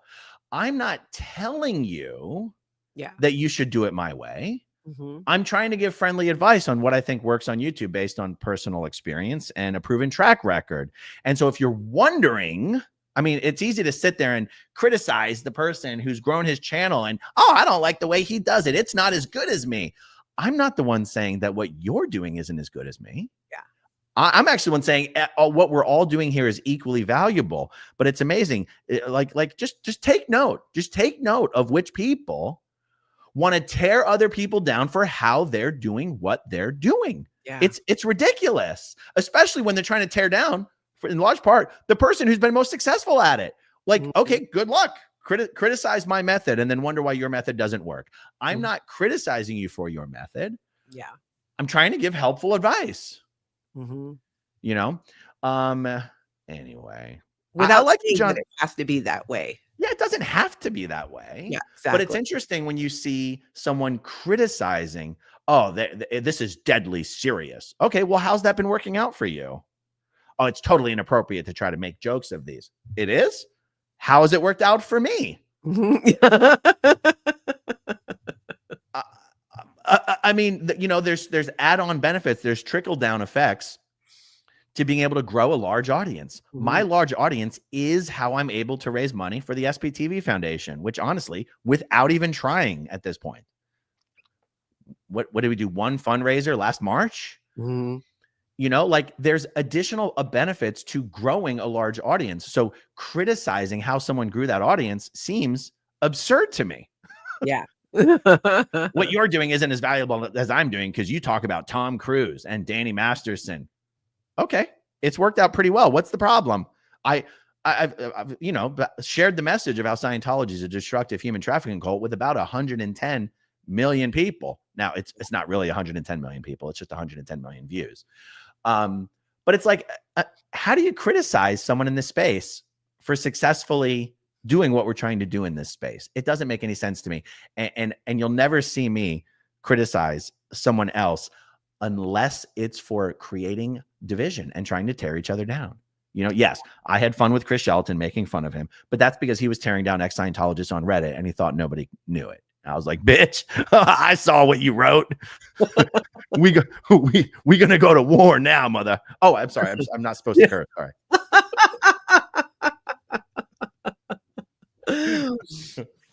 I think that's the beauty of it. And I think that really what helps to build and create a community is there's somebody for everybody.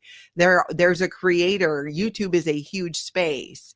And I think it's a very limited view to look at our community and think that that is YouTube and the internet. No, YouTube is huge in the grand scheme of YouTube. We are just pieces of sand in it. You have your options to go look at whatever you want. No one is forcing you to stay here. This is not Scientology. We are not in a cult. You get to walk out and walk away. You don't have to be here. And even myself, when I find content that I'm consuming is going beyond entertainment or a value, and it's becoming more that it's upsetting me, I take a step back. There's a lot of chats. I don't get into the chat. The most I've gotten into a chat has been now Fridays at the Clearwater protest. I was in more chats Friday night than I've ever been in my life. I normally completely stay out of it because of the drama. And that's one of the reasons, like, you have me as a mod on your channel and I have you as a mod on my channel. So we know that that really is each other, because what ends up happening? People create fake accounts that then go in and try to cause drama. Yeah. I couldn't even work the thing. I was on my phone, like trying to highlight people. And I'm like, I am failing royally at this, but it's fun. Like, I get it. And I see so many people in the chat getting to know each other. And I think that's so incredible. They cry with us. They laugh with us. And it's really that simple, in my opinion, of like that's if it's going more beyond that, then we can only control ourselves. So sometimes you might have to take a break or, touch grass. How do you balance the whole ick factor of Scientology, not to mention, a lot of different drama each day, and keep showing up? Like, how do you maintain your sense of humor? It's not something I have to work on. I mean, it's not something, it just comes naturally to me. I don't really have a great strategic answer. Yeah. I don't mind. It's interesting. When Scientology first put up the hate websites and everything, that didn't bother me in the slightest. Like, it was totally amusing to me. Yeah. It bothers me so much more what happens in the community, because we're supposed to matter to each other to some respect. And it's like, even if you don't like someone, the mutual respect of what we're all doing here, in my opinion, should cause you, then just leave them, then just have nothing to do with them. Yeah. Then just leave them alone. Yeah. Why are you going to try to tear someone down and create division and expect people to take sides and all this kind of stuff? Like, what are you doing? So you're not here for the reason I'm here then, in my opinion. So the stuff that happens in the community is more ick to me than anything inherent in, Scientology, or what we're here to discuss, or what we're here to expose, and anything like that. And honestly, because I guess it feels, I take it so much more personally. I don't care what Scientology says about us. Who cares? Yeah. It's so stupid, But when you have someone and I'm referring to one person specifically, who, because their feelings got hurt, then spends every day for the next 6 months trying to destroy that person within our community. I'm sorry. That's worse than anything Scientology's done, in my opinion. Yeah. And I think that the majority of the audience, you know, because we have not exactly the same audience, but there's some good overlap there, understands that, because so much of what I see and what I hear and the feedback I get, the majority of it is they're just here to support former Scientologists, to be entertained, to learn more about it. Sometimes it makes them think, and also as a way of creating community. You know, I've been doing weekly members only lives, and I love it because I get to really just talk to them. Whereas when I'm doing a recap, I'm just really kind of presenting information and interacting some with the chat. And you see relationships that grow, and there's a beauty to that. It can also, you know, it can go south, but that's just because we're human. That's human nature. But I definitely have the feel that the vast majority are on the same page with us about this. They want to learn, they want to be entertained, they want to be part of a community and support each other. And I see it happening all the time in the chat. And I think that is so invaluable, and what makes me love having a live chat and live streaming. Because the majority of YouTube is not live streaming, it's just doing pre-recorded videos. Right. Exactly. Great. It's true. It's true. I can't tell you the number of times I've seen a creator in this space go live with something like, I was just about to go to bed, but I just got an email and I'm furious and I had to go live. Someone said something mean and I have to do a live stream about it. Okay. If that's what you're here for, just be prepared. That's the audience you're going to get. Yeah. That's what they're going to want. That's what they're going to expect. That's the affirmation you're going to get from people. And if that's what you're here for, fine. Yeah. It's not what I'm here for. Yeah. And it's like that in life too, right? How we behave and show up, we attract what that is. And if it's in a really negative headspace, then you tend to kind of attract more of that negativity. And like you said earlier, there's an audience for all of this content. There is an audience for, you know, what do they call it? Rage baiting. You know, at the same time, though, you end up, and this is where I try to stay away from that to a degree, because my approach is more educating through information, knowledge, and using some humor, sharing my experience, sharing the experiences of other people. When it gets to be a constant, you know, rage, like if you're it's always like there's always a battle, like you're just putting out fires and fighting different people, you lose the whole thing. It's almost like getting stuck into the mentality of where we were. It feels for me very much like being in Scientology. And I think that's why I feel very confident in my ability to protect that, because I'm like, no, I want nothing to do with that, because I go out in the world and, you know, I do my videos and I close my computer and I consume a lot of other content outside of our community, but also within it. And I myself have to watch it and go, okay, is this getting me into a emotionally negative headspace when this has nothing to do with me? Then I need to take a step back. And that's something that I've been really encouraging my audience to do. Watch who you want. Be in whose chat, whoever you want. Now, if I see you talking crap about me, I might ban you. But behave here. If you're behaving here, I don't care. I don't care where you're going. But if you come here and you can be a contributing member of the chat, then that's a fantastic thing. You know, I did just mentally get thrown back to the question that you asked me that I didn't quite answer, which is it sort of a Scientology mindset, a Scientology way of thinking and behaving? You know, this sort of, we have to have a common purpose and we have to have leaders and we have to have responsibilities. And the truth is, it absolutely is. Right? This idea that we have to be on the same page and there has to be guidelines and there has to be rules and there has to be responsibilities and there has to be behavioral expectations. And if not, I'm going to call you out. And it's going to be on an equal opportunity basis. It doesn't matter if you're my friend. I'm going to hold you to account. I'm going to hold you to account. I'm going to write a KR on you, but it's going to be digital. It's going to be live. I will not stand for this. This person treated this person in a way that I didn't like, and the internet needs to know about it because it's my responsibility to the community. It's my responsibility to the community to enforce ethics and standards and guidelines, and I must have a leader. Give me my orders, master.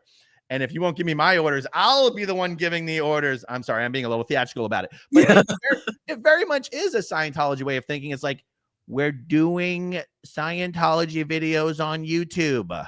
Those are the guidelines, if there's going to be guidelines. Anything else other than that, you will reap what you sow. You know, you want to start throwing shit at people, you're going to have shit thrown at you. This is life. This is not an organization. You know, real people, real relationships, real feelings, real emotions. And that's one of the reasons why my big piece of advice is squash your beefs in private. Yeah. You know, if you want to be the public ethics officer of ex-Scientologists on YouTube, be prepared for what you get when you try to be that person. You know, it's like, get on with fucking I'm sorry. Get on. Sorry. Apologies for the F word, y'all. Apologies. Earmuffs. So apologies. You know, if you want to make yourself the moral arbiter of this space, be prepared for what comes with that, because you're not going to like it. I think too that you take this former Sea Org, former Scientology point of view, because the Sea Org exists to put ethics in on the planet. We were told we were the most ethical beings on the planet, and that our big responsibility was to put ethics in on the planet. And you can kind of get stuck in that. Then you combine that with maybe some other people who see it more as, again, I keep going back to this mission analogy. Like it's this big mission, and whereas it is and it isn't. There are people who identify more as maybe say activists and advocates or protesters, however you want to do it. But there's also space in this community for having fun with it, educating about it. It takes all kinds. It takes everybody. But I think sometimes maybe because I've seen some who come from a little bit more of an activist background, well, these things we need to do. And there's been some beautiful, amazing things done by some people who are like, okay, I'm going to, like what Outta LA is doing, and even what Fat Grammy has done. It's like, that is fantastic. Like that's what they're doing. They took this piece and are like, we're going to do this. And I don't see either of those two people saying, and the rest of you are doing it wrong. I know, but what you have seen is other people seizing on what they're doing and telling everyone else that if you're not doing that, you're not really doing anything effective. And do you want to know who doesn't appreciate that? Those people who are actually doing it do not appreciate being put up on a pedestal and being used as another tool to divide people and create hierarchies of good conduct and valuable conduct and bad conduct and worthless conduct. It's like, just stop with the nonsense. It's crazy. Yeah, it is cool to see. At the same time, as a former member, I'm just amazed by the dedication of a lot of people taking it on and doing that and doing and trying to create that change. I think we can all benefit from just, hey, can we just kind of like, hey, good job over there. I'm doing this over here. And maybe today I'm not going to do it. I'm going to go have a life and do this in my life. There's, just get rid of the whole, it does not need to be so, regulated and serious. It's serious, but it's not serious. There's times where it's serious, and there's times where it's okay for it not to be serious. This, in my mind, it's not we're not all going to die tomorrow because this doesn't get done. And that's how we lived in the Sea Org. It was constant. The world will end if we don't do this. And I just don't subscribe anymore. That's the mindset. What we're trying to accomplish is so deadly serious that there's only one way to do it. And if you're not doing it that way, i.e. my way, you're letting everyone down. That's such a ridiculous Scientology way of thinking. And, what you said a moment ago about well, what I don't know if you said this or if it's just the thought that I had while you were saying this is I can think of so many times over the last year where I've gotten phone calls from a small number of people. What we all need to be doing is this, and what we need to be doing is this. And I go, you lost me at the word we. Okay. Mhm. You just lost me at the word we. If Yeah. you think it's such a great idea, just do it. Yeah. If people see you doing it and they also think it's a great idea, they will join in, they will support, they will copycat, not in a negative way, but in a good way. Like, you don't have to convince people of anything in this community. Yeah, just do it. Just do the thing that you think is such a wonderful idea. Mhm. Stop trying to sell everyone on something. Stop trying to get broad agreement in something. This is YouTube. Yeah. We're doing Scientology videos. If you want to do it better, do it better. And even protesting, because some of the suggestions that would become thrown my way would have to do with better ways to protest. I'm like, just go show everyone what you think is the better way to protest. Mhm. You don't have to sell anyone on anything. Just do it. Mhm. Yeah. And we learn too over time. I mean, doing protesting while live streaming is something that's fairly new to, for Scientology. There was maybe, there were some First Amendment auditors who were out there doing that, but really when Street started, it really, took off. But there's still, that's what I loved about it, were so many different personalities and watching them do this and have fun. And it was just great. Some of it was outright hilarious. And I think though that I feel that fun coming back to this community of like, okay, you can, and you're more than welcome to continue to stay in or I mean, you follow whoever you want to follow. And I think at the end of the day, follow whoever you want to follow, but that doesn't mean you have to stop other people or try to get them to do what you're doing. Just do it. If someone doesn't want to do it, they don't want to do it. We don't all want to do the same thing all the time. We all also are not, we have different motivations. Like we have different things going on in our lives. We're also very real people. I will always prioritize my own needs because this is new to me. I've learned I need to do that. So whether it's taking some time off or if I don't want to get into something because I just find it too mentally draining, I'm not going to get into it, even if you think I should. But nobody, I don't call up 5 people and be like, hey, I'm not going to talk about this, or hey, I'm going to talk about this. We're independent content creators, but we also have this community. It's a beautiful thing with the amount of people who want to do that with us. And especially, like I said, I enjoy the live streams because the community that brings. And my chats become, I always call them my emotional bubble wrap. Yes. Yeah, it's funny. I feel like I pay attention to my live stream probably less than any other creator. Oh yeah, that's for sure. And I feel like Except I organize. What's that? Except for maybe William. Yeah, William's out there telling his chat that he hates 90% of them, which is so funny to me when he does that. He's like, I hate almost all of you. So funny. Even his chat loves it. I know. I like pocket time. Is that when he puts his phone in his pocket? He's like, you guys are going in timeout or something? Yeah. Yeah. I mean, they don't take it too seriously. Well, it's funny that as the biggest channel, I actually pay attention to my chat the least. Like, isn't there a lesson to be learned there? I don't know. Is there a lesson? I don't know. What's the lesson? I don't know. I think the lesson is understanding that there's, there's a degree of having to keep your own counsel as a person, but also as a content creator. I look to, my audience for seeing what they want to hear about and what works, but ultimately it's all my decision, right, wrong, or indifferent. And I think letting yourself be too influenced by what, especially with people you don't know on the internet is a really rocky path because, kind of case in point, when you and Nora did that video and you both ended on a good note. And even I was like, oh my gosh, we were going to do more. We were going to do more. Yeah, Yeah. you were gonna do more, but then interject, the chat and randoms on the internet and some hateful comments, which were so uncalled for. They usually are.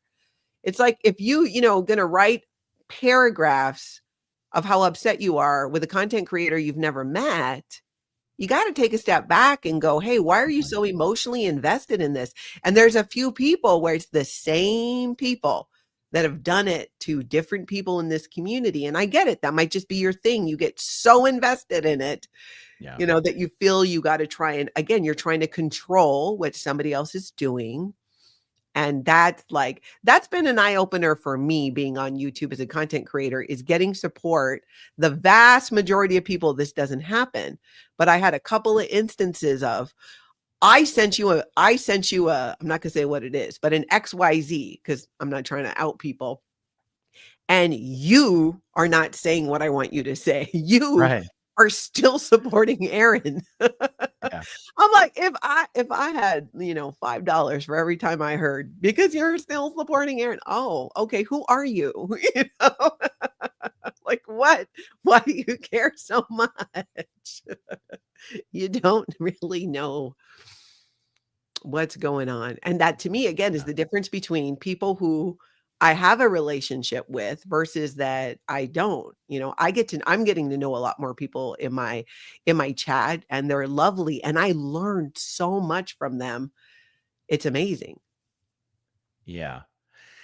Yeah. See, it's one thing to appreciate the support that you get from people who care enough about you and your channel and your videos to participate in your live chat. See, that's a positive. That's Yeah. even if it's a parasocial relationship, that's a positive parasocial relationship. Mhm. But onboarding hate and criticism from people you don't know Yeah. is not healthy. Yeah, no. It's not like any of us creators on this space lack people in the real world capable of telling us whether we're screwing up. You don't need to onboard it from people you don't know on the internet. Yeah. Now it's funny because I'm being a little biased here. It's like I'm saying onboard the positive reinforcement, but don't onboard the negative comments, because positive messages is healthy and helpful and makes you feel better. Rely on people in the real world to tell you if you're messing up. We all have real friends and real family members. We're not just holed up in bubbles being forced to do videos here. It's not like we rely on the internet to tell us if we've made a mistake. So to hear Nora honestly say that, I thought it was a great conversation until I saw the feedback from my chat and my moderators. Do you have any idea what would happen if one of my moderators took the liberty to tell me how much they hated the last video I did? Delete. Like, what? Bye. You're not here to dictate the direction I take with my channel. Mhm. Now, if you want to no longer support me and not be my moderator, that's your choice. But what do you like? When I heard her say that, I was like, oh no, there's no hope. Mhm. I said, oh no, she thinks she's beholden to her moderators. Yeah. She has a responsibility to her moderators. Oh, I said, oh, that's the problem.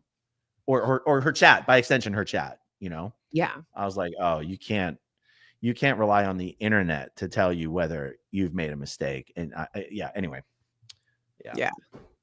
Yeah. I'm going to grab a couple of these just super chats and questions here. Okay. Kim White says, I've been watching Aaron since 2021, 22. I want to see us get back to bringing down this cult. That's why I still watch him. I used to take up for him in other chats. Now I just don't watch those channels. Frustrating. That's a good point. Yeah. And I would say definitely it's thank you so much for anybody who, you feel that drive, like you want to defend your favorite creator, but you really, my opinion is you shouldn't. Don't go to battle on my behalf, especially in chats that, aren't really related to my channel. I think that's where I appreciate it, because it's done out of love and care, and people being like, oh my gosh, I can't believe you said that about Natalie. Ah! And I appreciate that, and I love you guys for it, but don't do it. Don't put yourself out there like that. That's my opinion. I also appreciate it. Mm-hmm. It doesn't, Aaron's like, keep doing it. Y'all should do it more. You slackers. The Scrapbooker, thank you so much for being a member for 12 months. Thank you for that. Hello, Nat and Aaron, my two favorite people on YouTube. I love that. I still proudly take Natalie, you're my favorite creator next to Aaron.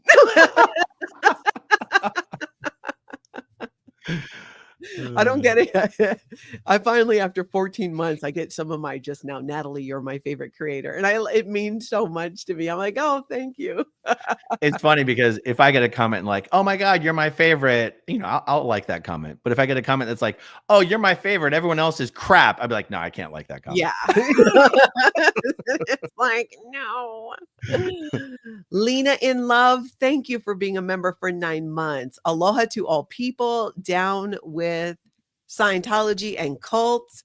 People change. I have an off switch if I don't like context. Easy. I'm a channel hopper. Yeehaw. Yeah, that's right. You can, and I do that myself too. If I find myself like, wow, this is really interfering with my peace, then I'm like, it's too much.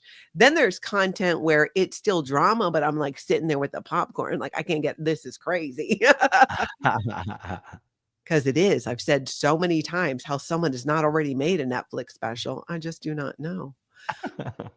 Ada, thank you so much for that super sticker. Example, I'm interested in this discussion. However, I need a break to listen to something else. I'll be lurking again as I always am. Love that. See, you got your own boundaries on I'm it. seeing a lot of names in here that I don't even recognize. This is cool. You have a different audience. I know I should shout out your channel. It's Aaron it growing up in Scientology. Sharona, thank you for being a member for 12 months. That's amazing. Another very needed conversation. Thanks to you both for sitting down and discussing this. Sometimes I just turn off chat if I'm getting overwhelmed. And I have had to do that. Like, I honestly, Aaron, even when we did my interview the very first time, that's when I learned about that there was a live chat, because I watched most of my YouTube back then on the television. I didn't even see the button for the live chat. I never saw it. Yeah. Do you mind if I just Not say at all. something to correct the record real quick? No, go ahead. One of the things that I've heard Nora say after we did our chat was that we had an agreement not to look at the live chat, and that I, of course, broke that agreement and went back on my word. We had an agreement not to bring up any comments from the live chat. When we started the interview, you guys will notice at the beginning, I said, "Hey, Nora, I don't think I'm going to be able to keep myself from watching the live chat. I'm going to go full screen so that I can't see it."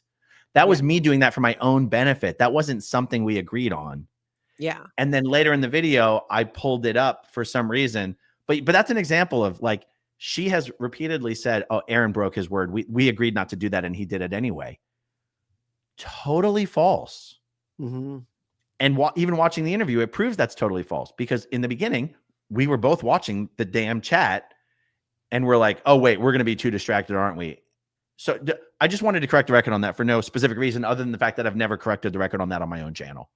Yeah. Good to know. She's continually said that he broke the agreement. He broke the agreement. It's just not true. I just wanted to say that. I'm glad you cleared it up, because my God, I've been losing sleep over it. I know.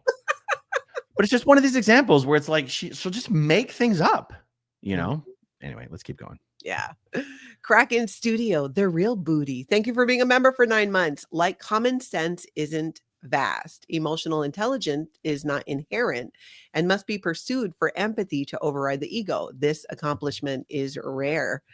Yeah, I agree. I'm so fast. That's why I love talking about stuff like this, the whole human behavior aspect of it, because I find it so fascinating. That's why somebody's got to like make a show out of all this. The characters alone. Brave Shoe, thank you for that super sticker. My 2 favorite. Stay positive and keep doing what you do.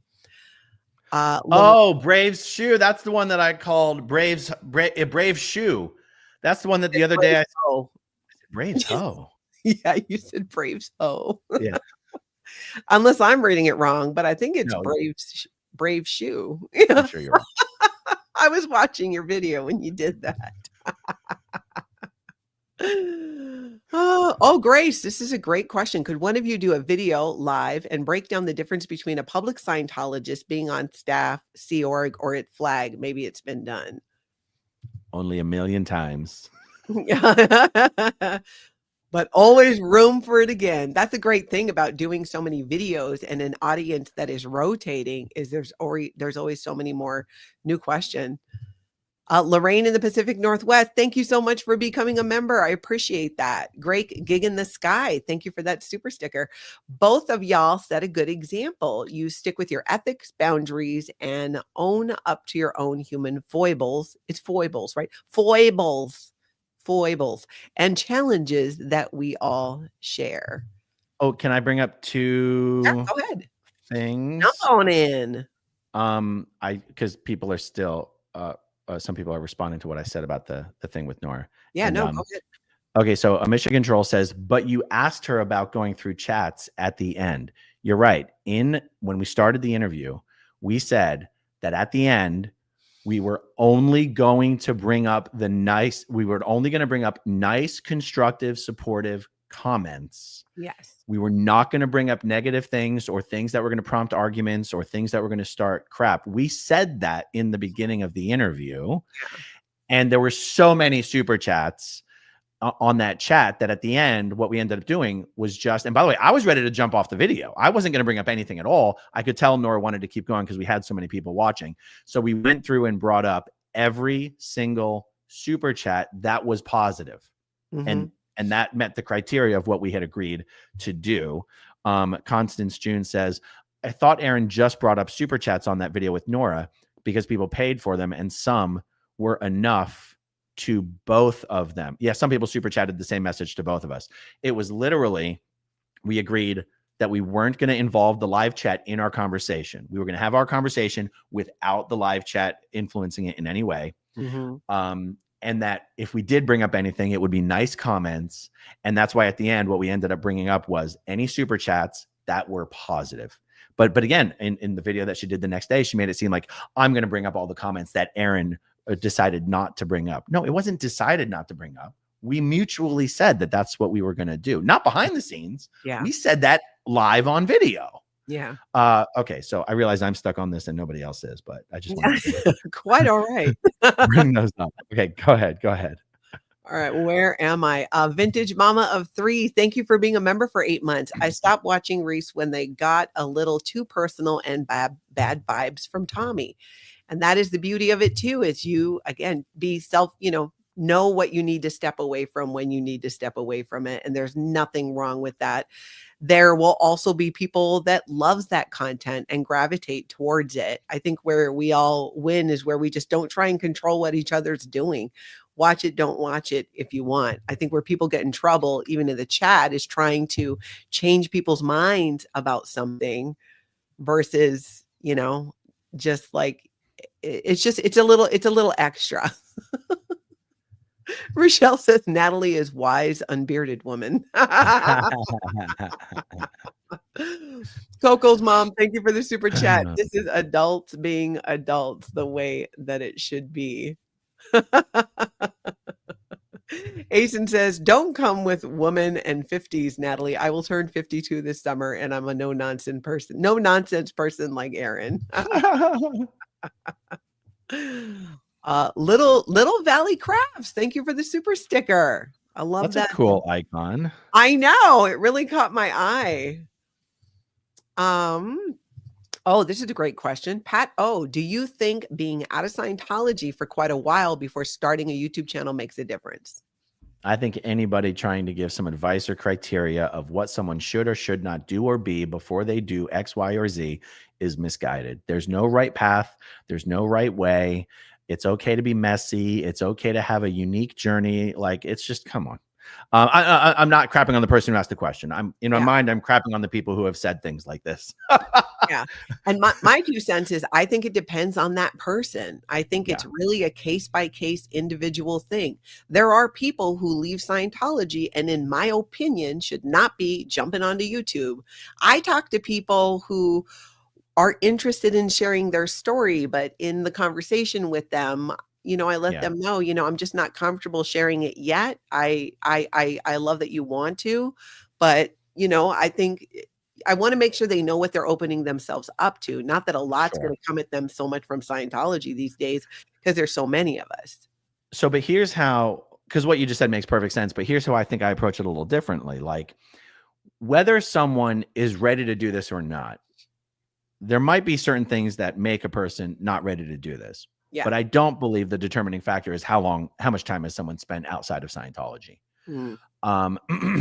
Because even sort of the pitfalls of YouTube, whether it's the potential toxicity of the live chat or whatever, those things can all be managed.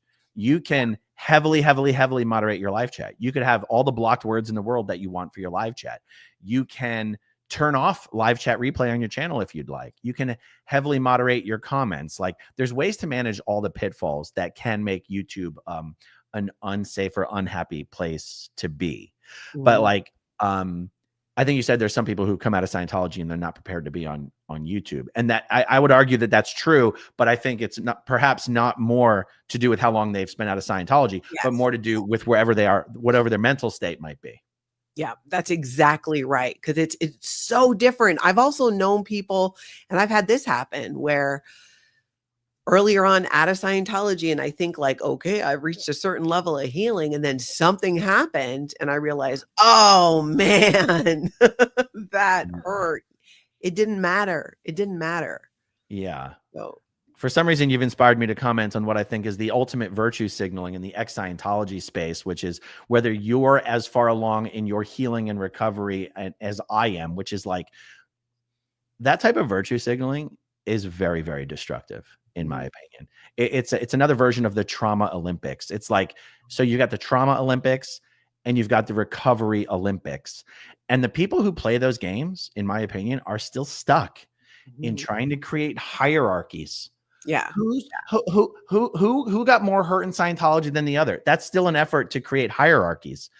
Who is more along in their recovery than another? How do you even define that? How do you even measure that? How do you demonstrate that? The people in this community who publicly virtue signal their recovery are the people who demonstrably and visibly are more worse off in my opinion, mentally than the others. It's a losing game. I very much object to people that try to act like there's a route, and if you're not following that route, you're not doing it right.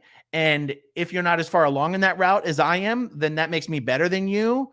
And I just wanted to comment on that because it's just another example of using something to create hierarchy and division. Stop dictating to people how they should be.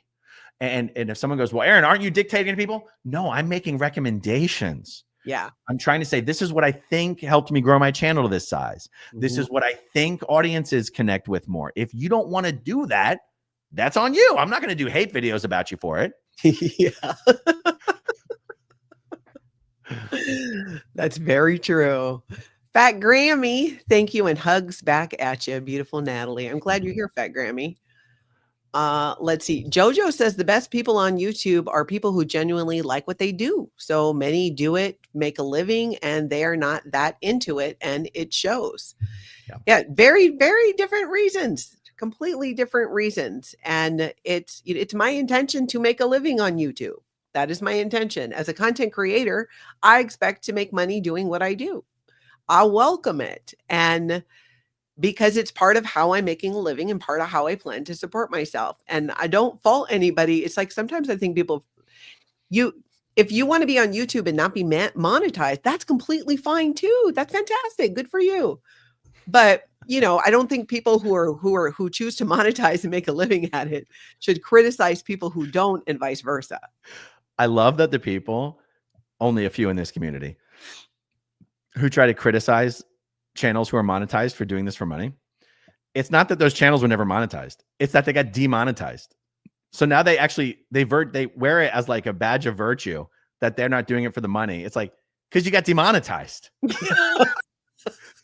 You've had to turn it into something virtuous. In reality, you just don't know how to play this game.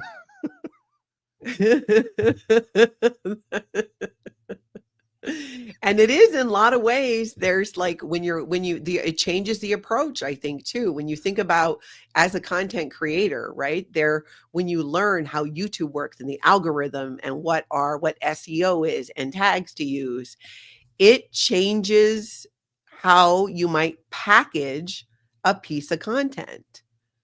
I don't it does. But if you're not, if you just want to willy-nilly it, then you can totally do that too. And I know when I came onto YouTube, it's never my intention. And though I want to talk about more things like this, it's never my intention to kind of like that this is telling everybody how to live and what to do. But that goes both ways. It's funny how it all keeps seeming to coming back down to just let people do their thing. Let them be who they are. If it's not, they're not showing up in your living room or your kitchen causing trouble, you can ignore it. Can I say something real quick? Yeah. We've got 1,600 people watching, but only 700 likes. Hit that like button, you guys. Hit that like button. I'm going to watch and see how fast the number goes up. Well, yeah, you watch and subscribe. And don't forget to subscribe to Aaron at Growing Up in Scientology, because he's obviously hurting for subs.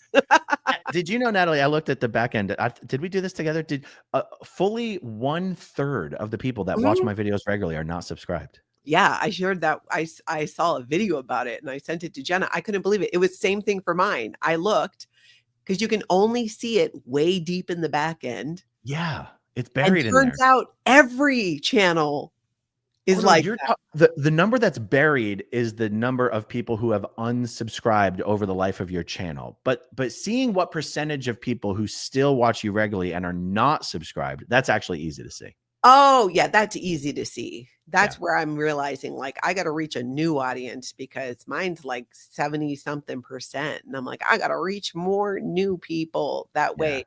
But yeah, there was that when you said you lost 120,000 subs, that's true. When I went in my back end, so I have like 21,000 subscribers.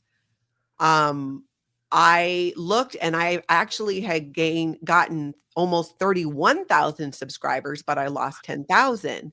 And then when I started researching this, almost every channel as it grows, it's 1/3 to half. It's just the churn of the subscribers. We were talking about vidIQ. Yeah. And they lost 1 million, but they were at 1 million. So it's just how it is. And even YouTube themselves say that subscribers is a vanity metric. There's better metrics to figure out the growth of your channel. Because when stuff happens, sometimes people get irritated, they unsubscribe, but I can tell you, they don't stop watching. Hey, you just got 100 more likes. That's fantastic. So let's see. We still got 1,600 people watching. We got 800 likes. Guys, we can get 800 more likes on this bad boy. Yeah, come on, you guys. Do you know what happened when I was doing my live chat or my live protest stream, and I asked everyone who was watching to put in where they were watching from, having the chat explode like that actually froze the video. Oh, I was wondering what happened because you were frozen. Apparently I was buffering for like 3 minutes. I lost like 60% of the viewing audience, and I didn't even know it. On my end, it looked like the stream was still continuing, but other people had to be like, yeah, you've been frozen for a little bit. And I was like, oh. Yeah. Debbie with an I, thank you so much for being a member for 12 months, Debbie. Sometimes I'd be looking at Aaron like over the last 3 years now, and I wait to hear him out and see how he clears it up. And he does hurt you both. Oh, I get what you're saying. So sometimes I'd be looking at Aaron like, I don't know. Yeah.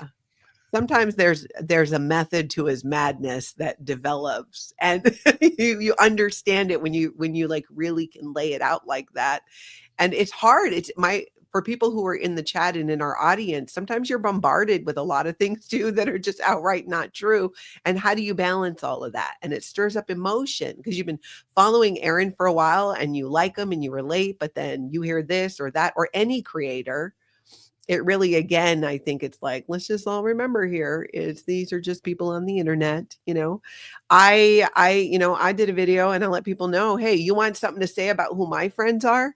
Then I'm going to need you to email me a list of your friends. So I can go through and make sure that all your friends are living up to my moral code.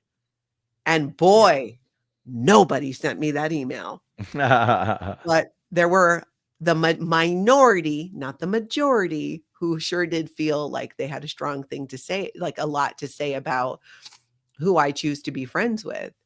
And, and then I'm just like, well, okay, have your opinion, and life moves on and I move on.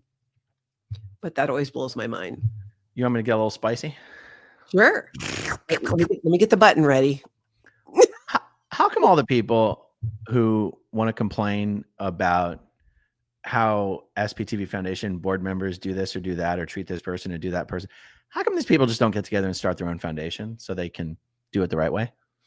Probably because it's a lot of work. But is it really? Like, the truth is, it's not a lot of work. No, I mean, it's for my opinion, it's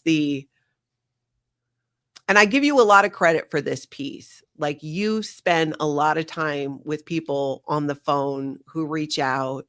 And with what I've been going through, I've taken a couple of those calls, but I haven't had the emotional bandwidth to do it. And I don't think anybody spends more time talking to people one-on-one like that, than you have. So from that perspective, is it a lot of work for me? Not so much.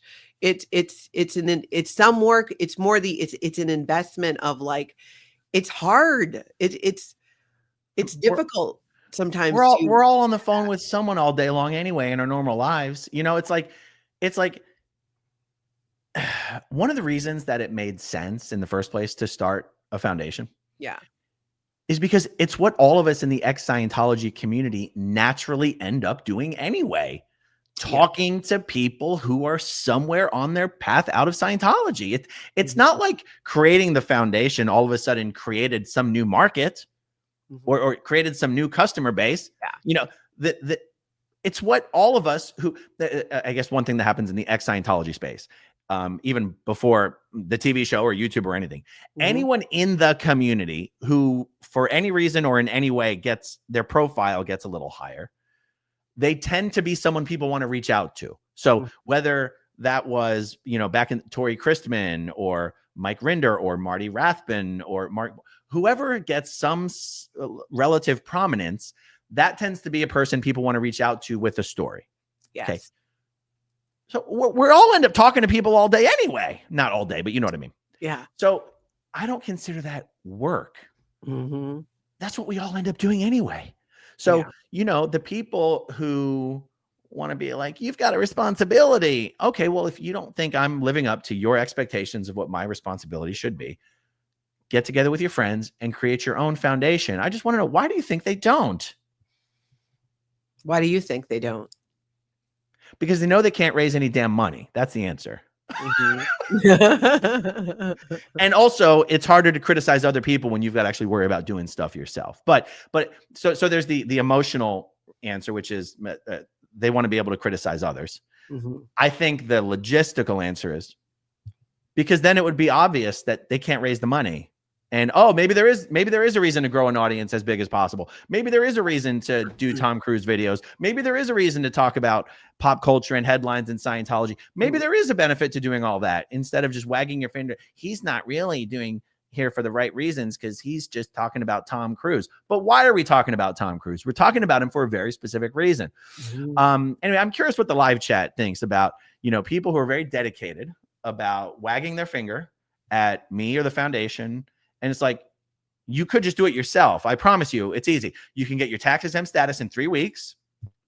You just need 3 friends. The filing fee is probably, I think, $285 if you fill out the 1023 easy. In 3 weeks, you can have your own foundation up and running, and you can do it the right way. Yeah. Teach us all a lesson. Teach us all a lesson. Yeah. And it is a very simple, Rochelle here, she says, then what would they have to complain about you then? Exactly.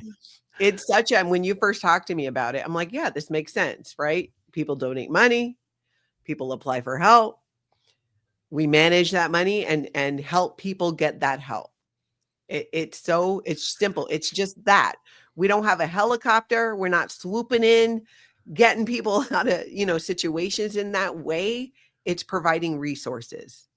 And I don't mind telling everybody without giving specifics. And since you're a board member, Natalie, you can, attest to the truth of this, which, by the way, was one of the benefits in the original reason for having so many board members is that I knew if we had a lot of board members, nobody would have to wonder if anybody was lying about what the foundation was really accomplishing, because there's no way 12 people are keeping this secret or telling the same lie. You know what I mean? Yeah. Just this week, we spent $5,000 helping someone restart their life in a way. I cannot even describe how grateful this person is. And I think it's a story that you guys will hear sooner than later. But it's like, we're doing real work, helping real people who really need the help. And if you ever wonder why I have such little patience for armchair quarterbacks who just want to criticize the foundation, we're just asking questions. We just want transparency. We're here to help people. We're not a publicly traded company. You know, we're not the government. We're a small private nonprofit that raises money from our viewers, and we help people who are leaving Scientology. We don't have a monopoly on this type of help. We're doing this for free. Not a single board member gets a cent. Everything is completely free. It's like, you actually don't get to criticize us. I mean, it's a free country. You can criticize us, but you don't get to do it with a free pass. Because if you think your effort is spent trying to tear down this activity that's genuinely helping people, you get my contempt, ma'am. You get my contempt. And it's going to slip out every now and then. I don't have any patience for it, because why should I? And why should we? We're doing this we're providing important help to people who really need it for free. We're not obligated to do this. We do this because we want to do it. And we have to put up with your carping criticism that we're not doing it exactly the way you want us to. Like, it's like, get out of here. Get out of here. I have no patience for it, and no one should. Yeah. Start your own activity, do your own thing, do something helpful and productive instead of tearing down people who are doing something helpful and productive. Yeah. There's a whole nother aspect to it too. And I think it'd be a great topic for, that maybe we should talk about more. We don't get into a lot of the details of the people that we help and what they're getting, because that's, people go through such different situations, but when they've gotten that help, like when we hear back from them and how they're doing, and we've gotten some amazing emails and stuff that are like, oh my gosh, this makes all the BS completely worth it.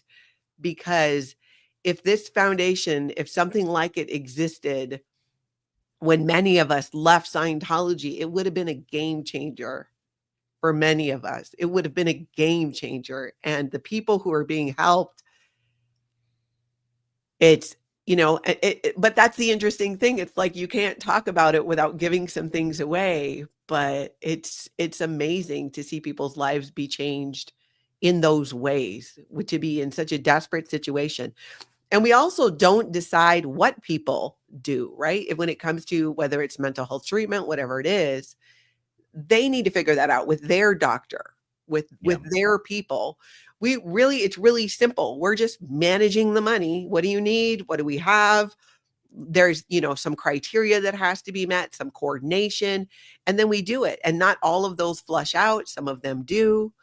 And it's just that simple. We're not therapists or counselors.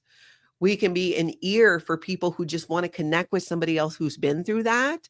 Yeah. But then it's like, okay, for you to really get help, how do you want to do that? Are you comfortable getting therapy? Are you comfortable if it's a living situation? We're not telling the person where to live. It's just not that involved.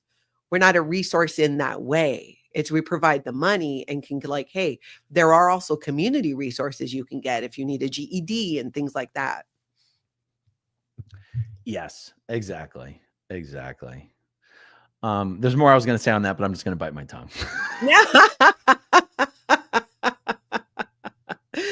Bella Note says, Nat, you bring the calm to the storm. Not engaging in negativity is so key. Thank you for this chat with Aaron. And thank you for being a member for 7 months. Let's see. Cooler by the Leg, 2 of my favorite peeps. Thank you for that. Abigail says, this was a great stream. Abigail, thank you for being a member for 2 months. I understand why you had Aaron on. In the beginning, I said, I'm hoping you'll have Reese on so both sides can be heard, but this was different than I imagined. Great chat. Thank you. Hanley, is it Hanley? Hanley? Thank you so much for becoming a new channel member. I appreciate that.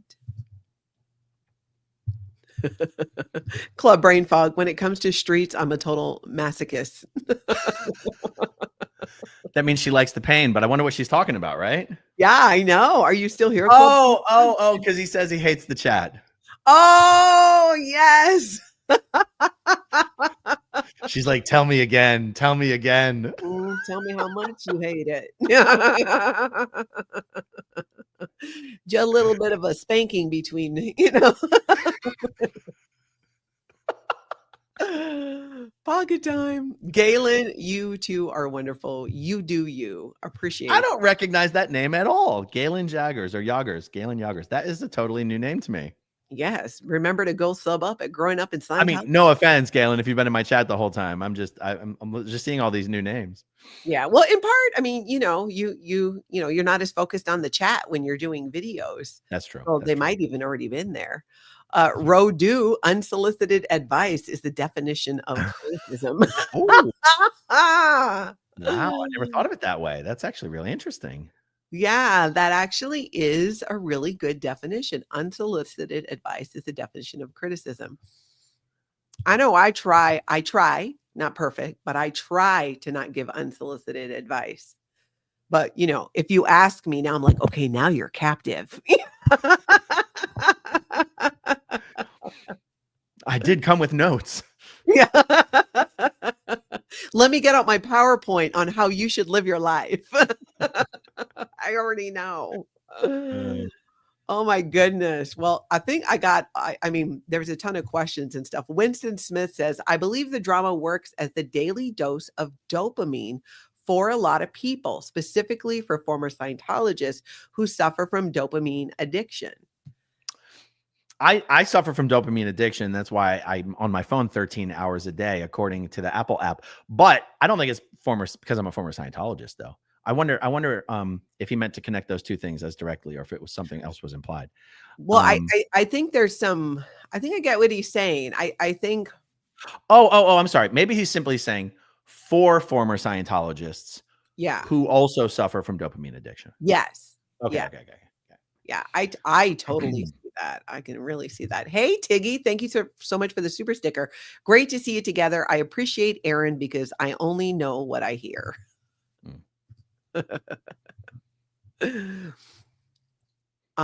Is there anything else you want to chat about or bring up?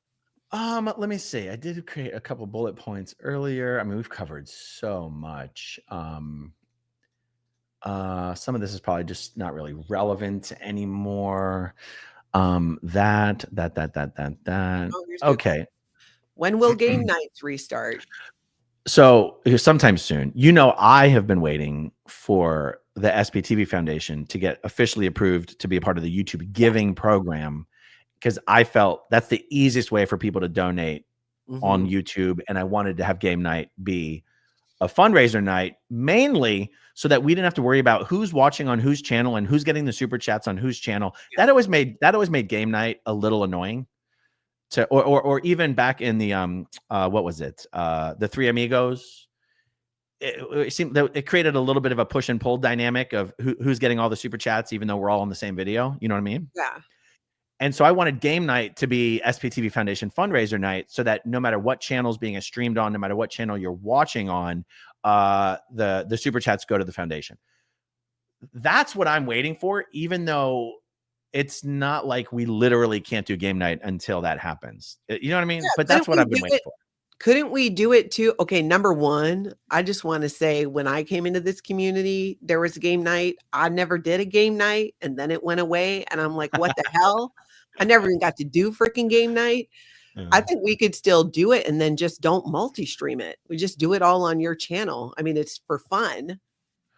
True. I mean, of course, that benefits me the most, which, but either way, game night's coming back. We just don't have a date. But I think it's what I'm hearing from the audience, and I hear it on my channel too. People asking for this is they want to see more collaboration and fun. Yeah. So I think we can give that to them even before, officially being able to do it as a fundraiser that way. True. I know. I want to do a game night. I never got to do it. I'm making up my own games. Yeah. One way or the other, it's coming back sooner than later. Yeah. Hunter Bay says, yeah, game night's great. Pass it around. Yeah, I think I've pretty much said everything that I wanted to was hoping to Yeah, discuss. for now. So, I think it would be fun to get together more and talk about some of these things like this. yeah. So that because here's how I look at it, because we live streams and we are more interactive with our community. If you and I can get together and we can talk about some of these things that are happening within the community, that it even becomes, I think it's therapeutic for the chat, and to be able to do it the best as we can to keep it, not a hate fest, but to be able to talk these things out, to be able to clear the air, to be able to put forth some truth and let people know what's happening, because in a vacuum, people just make stuff up Yeah. that, I think it's a good idea. So I think we should definitely do it again, and we'll just keep track of stuff, and then we'll get together and be like, okay, let's talk about this thing here. Absolutely. I agree. I think it's a great idea. And game night might even also just turn into panel night, not like, meaning we could always play a game and then do a little panel discussion and then just like organically, like, Yeah. Because that used to be, I mean, that's what the reason even SPTV as the moniker was sort of suggested by one of my viewers a long time ago, is because it was the panels. It was either Three Amigos, but then Claire also started joining in, and then like that's what we did a lot. Yeah. It was, we didn't call them panel discussions, we just called them live streams. But that's actually a lot of what we were doing in the early days. Yeah. That's actually what people really loved. Yeah. It's hard to do that when everyone's fighting. Well, because everyone's going to get pissed off. Everyone's going to, you went on with him and this person said that about me and now you're canceled. And then it's like, okay, God, Yeah. And that's a lot that we can't control. Yeah. But we can. I don't think we should stop it from us having fun and being able to bring our audience along too and have fun. And I really believe that we can talk about things that are a little difficult. And, if Aaron gets out of pocket, I always got the aloha button. Wow.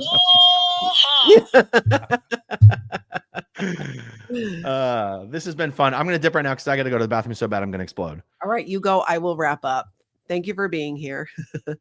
Thank you guys so much for everybody who answered the question of the day. I'm going to go read all your comments. If you are on the replay, please, by all means, get in there and answer that question as well.